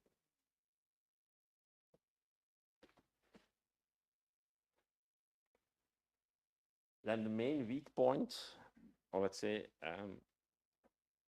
I don't think it's a weak point, but many other people call it a weak point, is that many designers in symmetric cryptography still think that simplicity is actually a disadvantage. Because I say, if your design is simple, there could be a new attack that breaks it. And then the break will be total, because there will be no extra complication in your design. If your design is a sequence of many different complicated operations, if one of them can be inverted, then there are still the other ones. So by making it so simple, there can be surprising properties that bring cipher. And this led then a consortium of European universities to actually criticize the American choice for European algorithm to be their standard. I can tell you the people in the United States were very baffled by this. They asked, so we pick one of your algorithms, what more can we do? And I also think that the reasoning is not the correct reasoning. That it confuses ease of analysis of a cipher with ease of cryptanalysis. It's not because you can see how it works that you can therefore break it. And I think this has also been illustrated by the 25 years since the selection of the standard, because there have been many papers about AES, but none of them has broken it. There has been observations, some of them surprising, some of them actually just following from the design. For example, it uses finite fields. In a finite field, you can choose, you're free to choose a basis, and so you get an equivalent cipher by moving from one basis to the other. That's just how mathematics work. And it doesn't lead to a breakthrough or an attack or anything. The only scenario, let's say, where people have demonstrated attacks is in side-channel attacks, where you don't look at the mathematics of the cipher, but where you look at the characteristics of the implementation. And this is still an ongoing field of research. I still also have PhD students trying to make better implementations that are more secure against this type of attacks. If we then look at where you can find AES, so AES originally, officially, was only meant for use by the US government, the administration of the US government, for sensitive but unclassified data. But in 2003, the Committee for National Security Systems in the United States published a document where they approved AES also for classified information, and AES with the longer key lengths for secret and top secret information. And this was, I think, a big boost for AES to be used and to be deployed, because this showed that at least this committee trusted it. Still, it took until 2004 before NIST withdrew the DES. So until then, both standards could be used. You could choose which one you used. And then there was still triple DES. So until 2017, triple DES could be used. In 2017, we saw that if you still want to use it, you had to change the key rather frequently, after every 8 megabytes. And then only 2 years ago, finally, NIST withdrew triple DES, and it was only AES left. So it really took a long time. So if people ask me now if it's time to replace AES, well, we've just replaced the previous standard. So, and then many products have been certified by NIST, and those who work for a company know that you apply for certification only when you sold the product, otherwise it's an investment with an uncertain use. So it means that people are putting it into products. Then some other adoption. So people sometimes ask me, which company was the first one that used AES? There was one company that used Rijndal when it was not even called AES, and that was the Felix company. I don't know if they use the same name here in Spain, but it's a company that makes this kind of windows that you can put in the roof with remote control and stuff like that. Remote control, since 1999 or something, uses Rijndal, which later became AES. And as you all know, it's now in most communication standards. It's also used in many smart items, so the light bulbs that you can remotely change color. The printer cartridges that tell the printer that they are of the expensive brand, so the printer can do its best to produce nice prints, also using AES, and many other items. Yeah.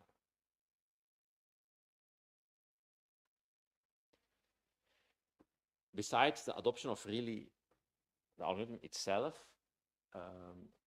you can also see wider influence. First of all, before RENIC became AES, many people were designing 5-star ciphers because the DS is a 5-star cipher, and this was the kind of thing to do. Since then, the substitution permutation networks and with the uniform transformation are much more popular. As already mentioned, many people now use the design strategy where they try to make many S boxes active. This is now, people sometimes forget that it was an invention of Johan. I think that there is nothing else.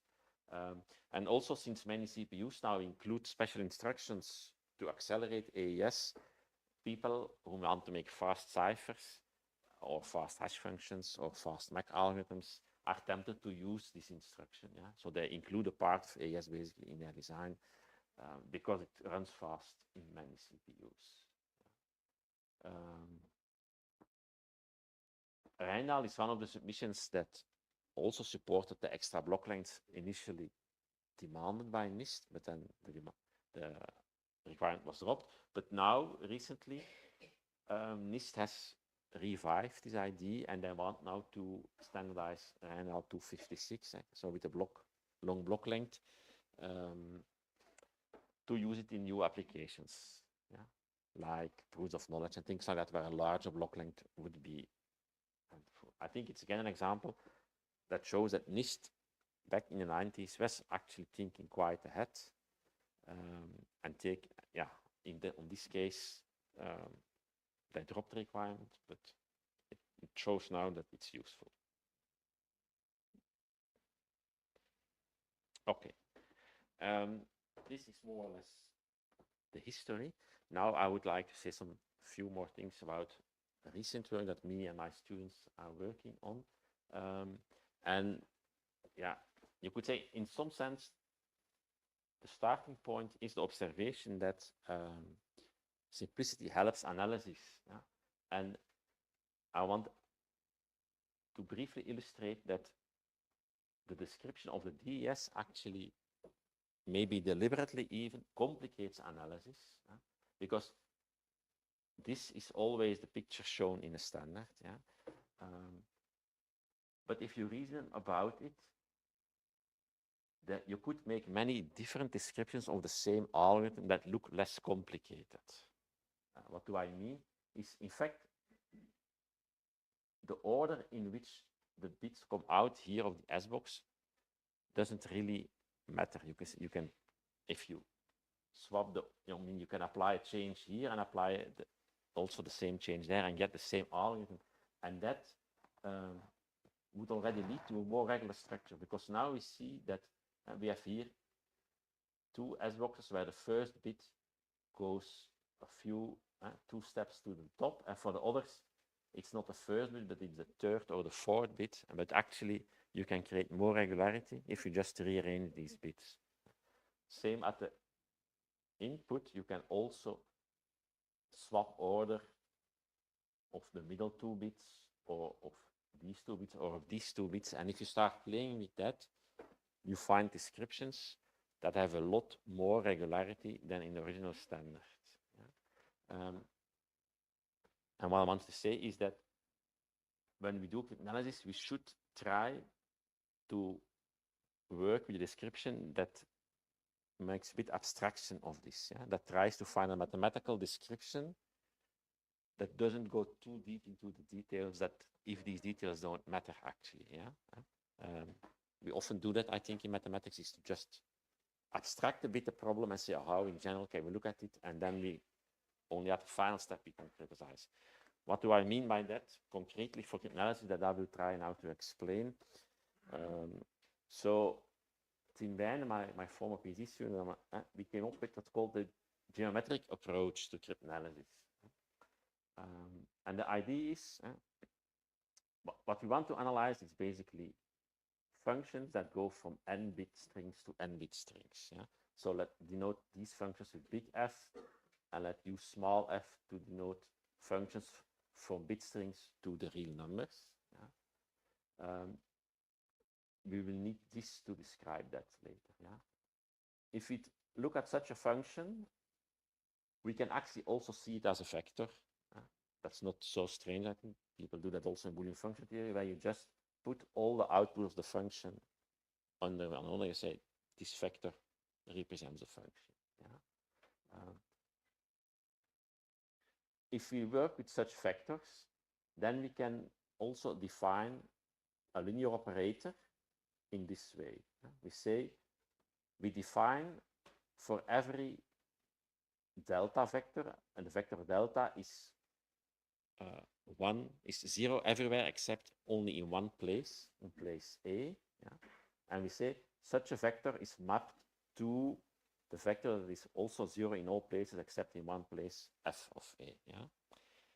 Since there are to the power n such vectors, this defines a linear operator. Yeah? That's just a mathematical way to define linear operator. We say the action on the base elements. And this describes a base of r to the power n. Yeah?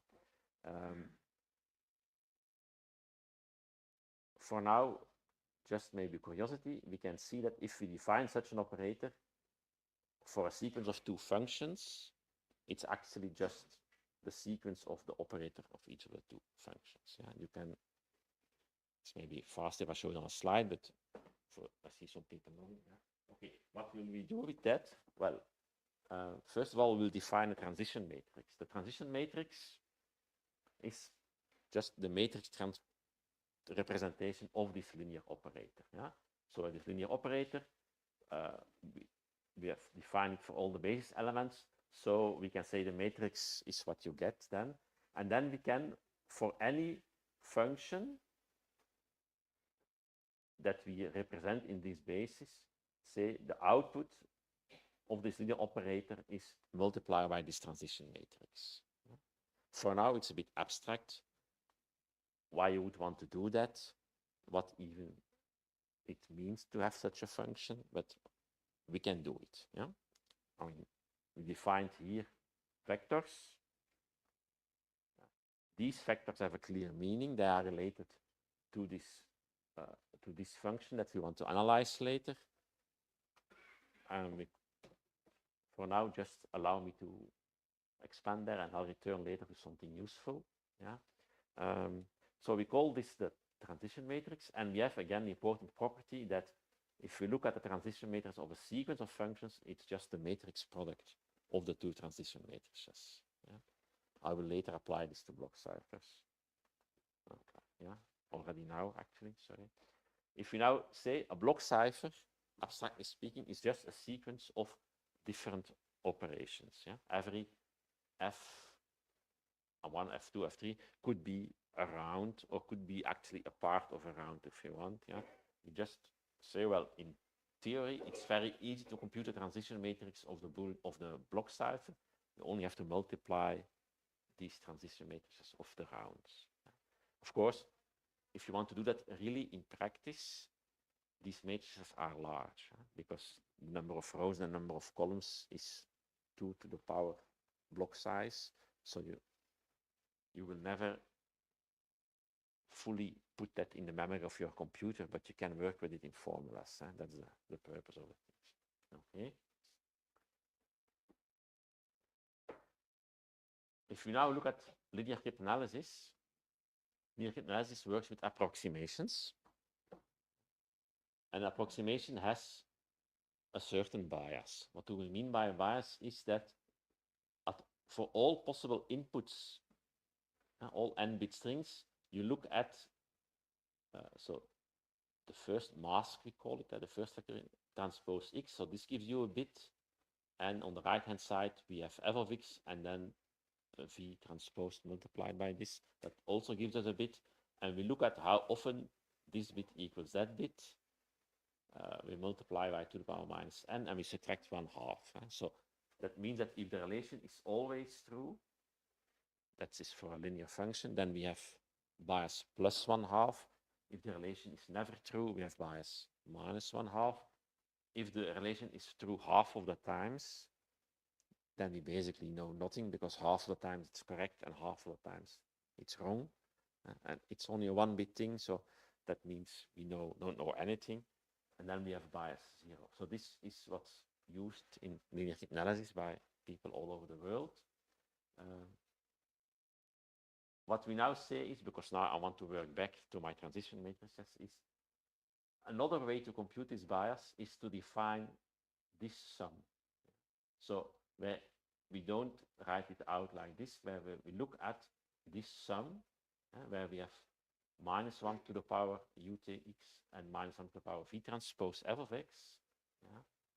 And then this sum actually is related to the number of times we have equality. Because if both are the same, then we have minus 1 multiplied with minus 1 twice to the power 0, twice to the power 1. So we get a plus 1. If they have a different sign, we get a minus 1.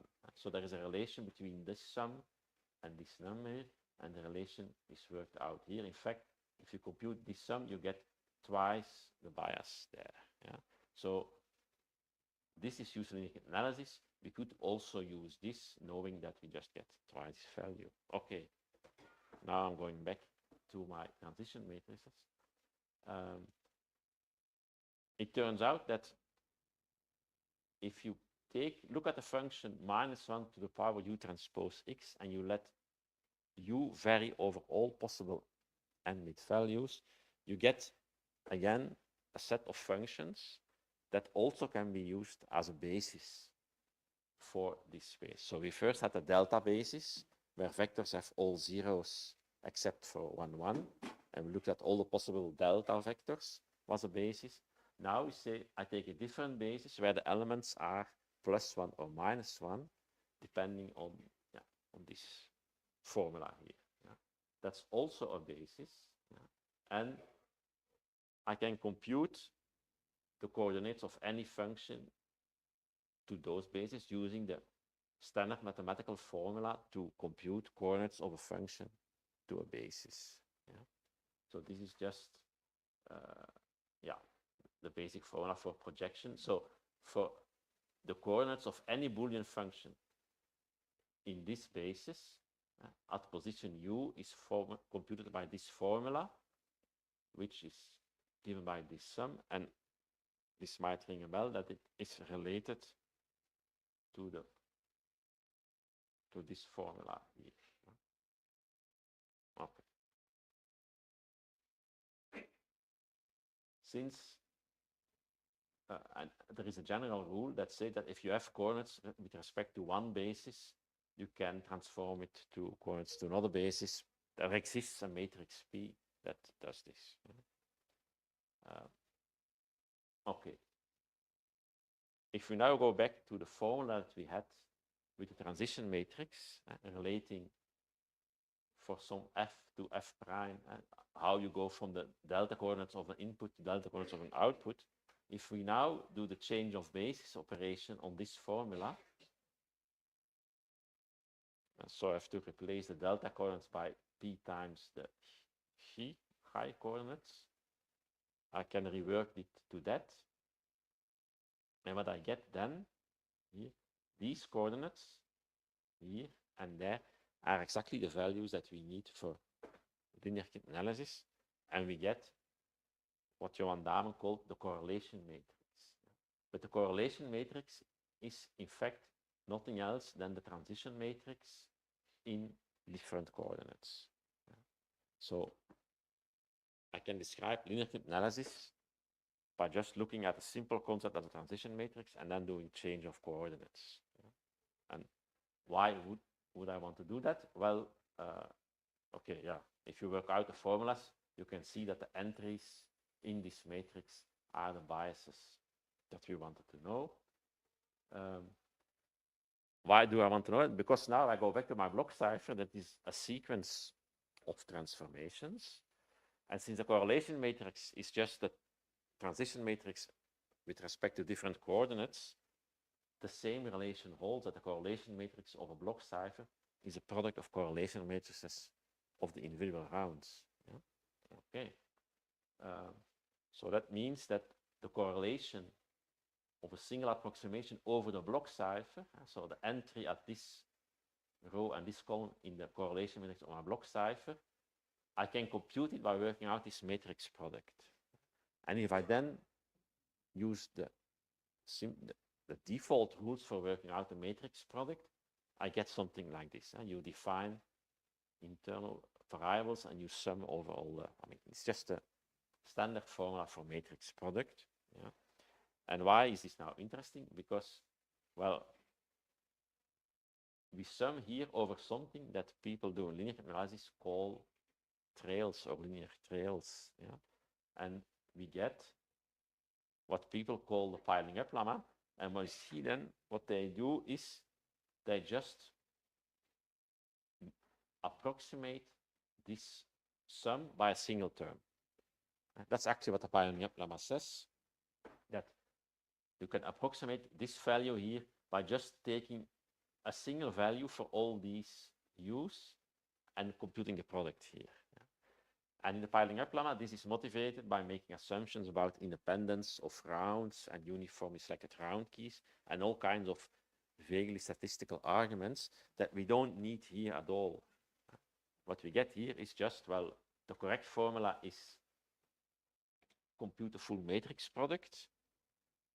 If that's too many computations, or you don't know all the entries in your matrices accurately, well, in the piling up lemma, you just take a single term. And we can reason better about the accuracy of this approximation in this way, yeah? Because now it's also trivial to see that by adding a few more terms in this sum, you will get a better approximation and things like that. Yeah? So that's basically what I want to tell you. I have a few more things. That is that in the special case of a key alternating cipher, that means that the round function is always the same, but you add always with a different round key. You can describe the correlation matrix of a single round as the correlation matrix of this fixed round multiplied with the correlation of the operation at key. And so this subscript means correlation matrix of adding with a key. And it turns out that this correlation matrix is a diagonal matrix. That simplifies the formula to that here, which again gives us insights on how this correlation actually depends on the value of the key.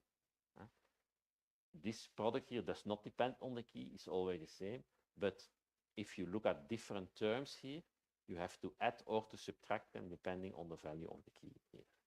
So it shows you how changing the key can change the correlation or not. We can do the same for differential analysis, for untitled analysis. Every time, actually, it turns to going to a different basis, yeah, and getting a new representation of your transition matrix. And you can always see at what people are using as approximations in other papers and say, well, actually, what you're doing is there is a product of matrices, and you're taking one or a few of the terms in there, and so this will be your accuracy, this will be your error.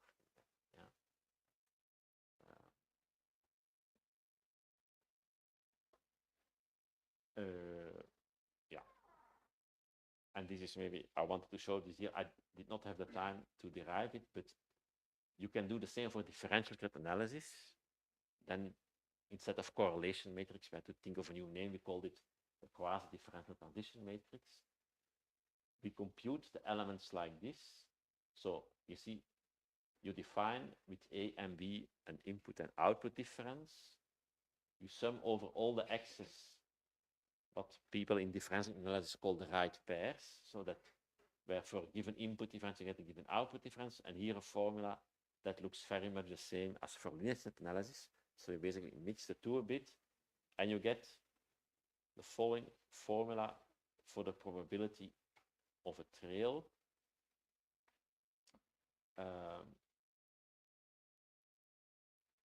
again, we see this product of terms. We see the key dependence here. Again, we no longer need this statistical hypothesis. We can just say, well, you can look at single terms in this sum as approximation, or you can decide to take more. Yeah. Good. Then I have one slightly funny slide at the end. This is me 25 years ago. Johan. Yeah, and some advertising. This is a book about the designer friend. Now, this is a recent book by Tim and me on this geometric approach and how it applies to analysis. And this is a milestone that IEEE recently awarded for AES, and that is now at the castle in Leuven, the Dean's Castle in Leuven. We have this milestone. Yeah, that was my, before the PBVA prize, the previous prize that we got. Okay, thank you for your attention.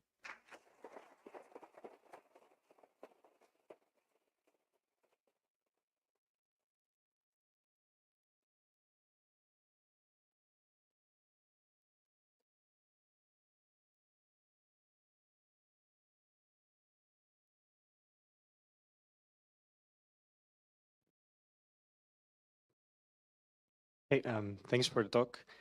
I have a question regarding lightweight cryptography. It's a bit of a side topic, but I know that now there is an effort to make this symmetric ciphers more efficient to run in hardware and software. And I was wondering, what are the parts of AES that make it not efficient enough so that we have to come up with new algorithms? And also, what are the techniques that are used to replace the parts that are not efficient enough? So I'm recorded, so I have to weigh my words. I think in many applications you'll find that not much can be gained by changing from AES to another algorithm. Yeah? The places where they do gain something, I think, is by reducing the block size back to 64 bits, like in AES. So by, for example, having the same structure but going to 4-bit S boxes. Yeah. But apart from that, yeah, you cannot gain a lot. You can take less rounds, but then you can also, if you really want, take AES with fewer rounds and get the same improved efficiency. But then why do they want to standardize new algorithms for this? Yeah, it's what people in standardization committees do. Is to They just need a job. Yeah, and of course, in the long run, it will pay off. Because by thinking of different strategies, in the long run, you will find something that is suddenly a lot better. I just think that at the moment, I haven't seen it. Yeah.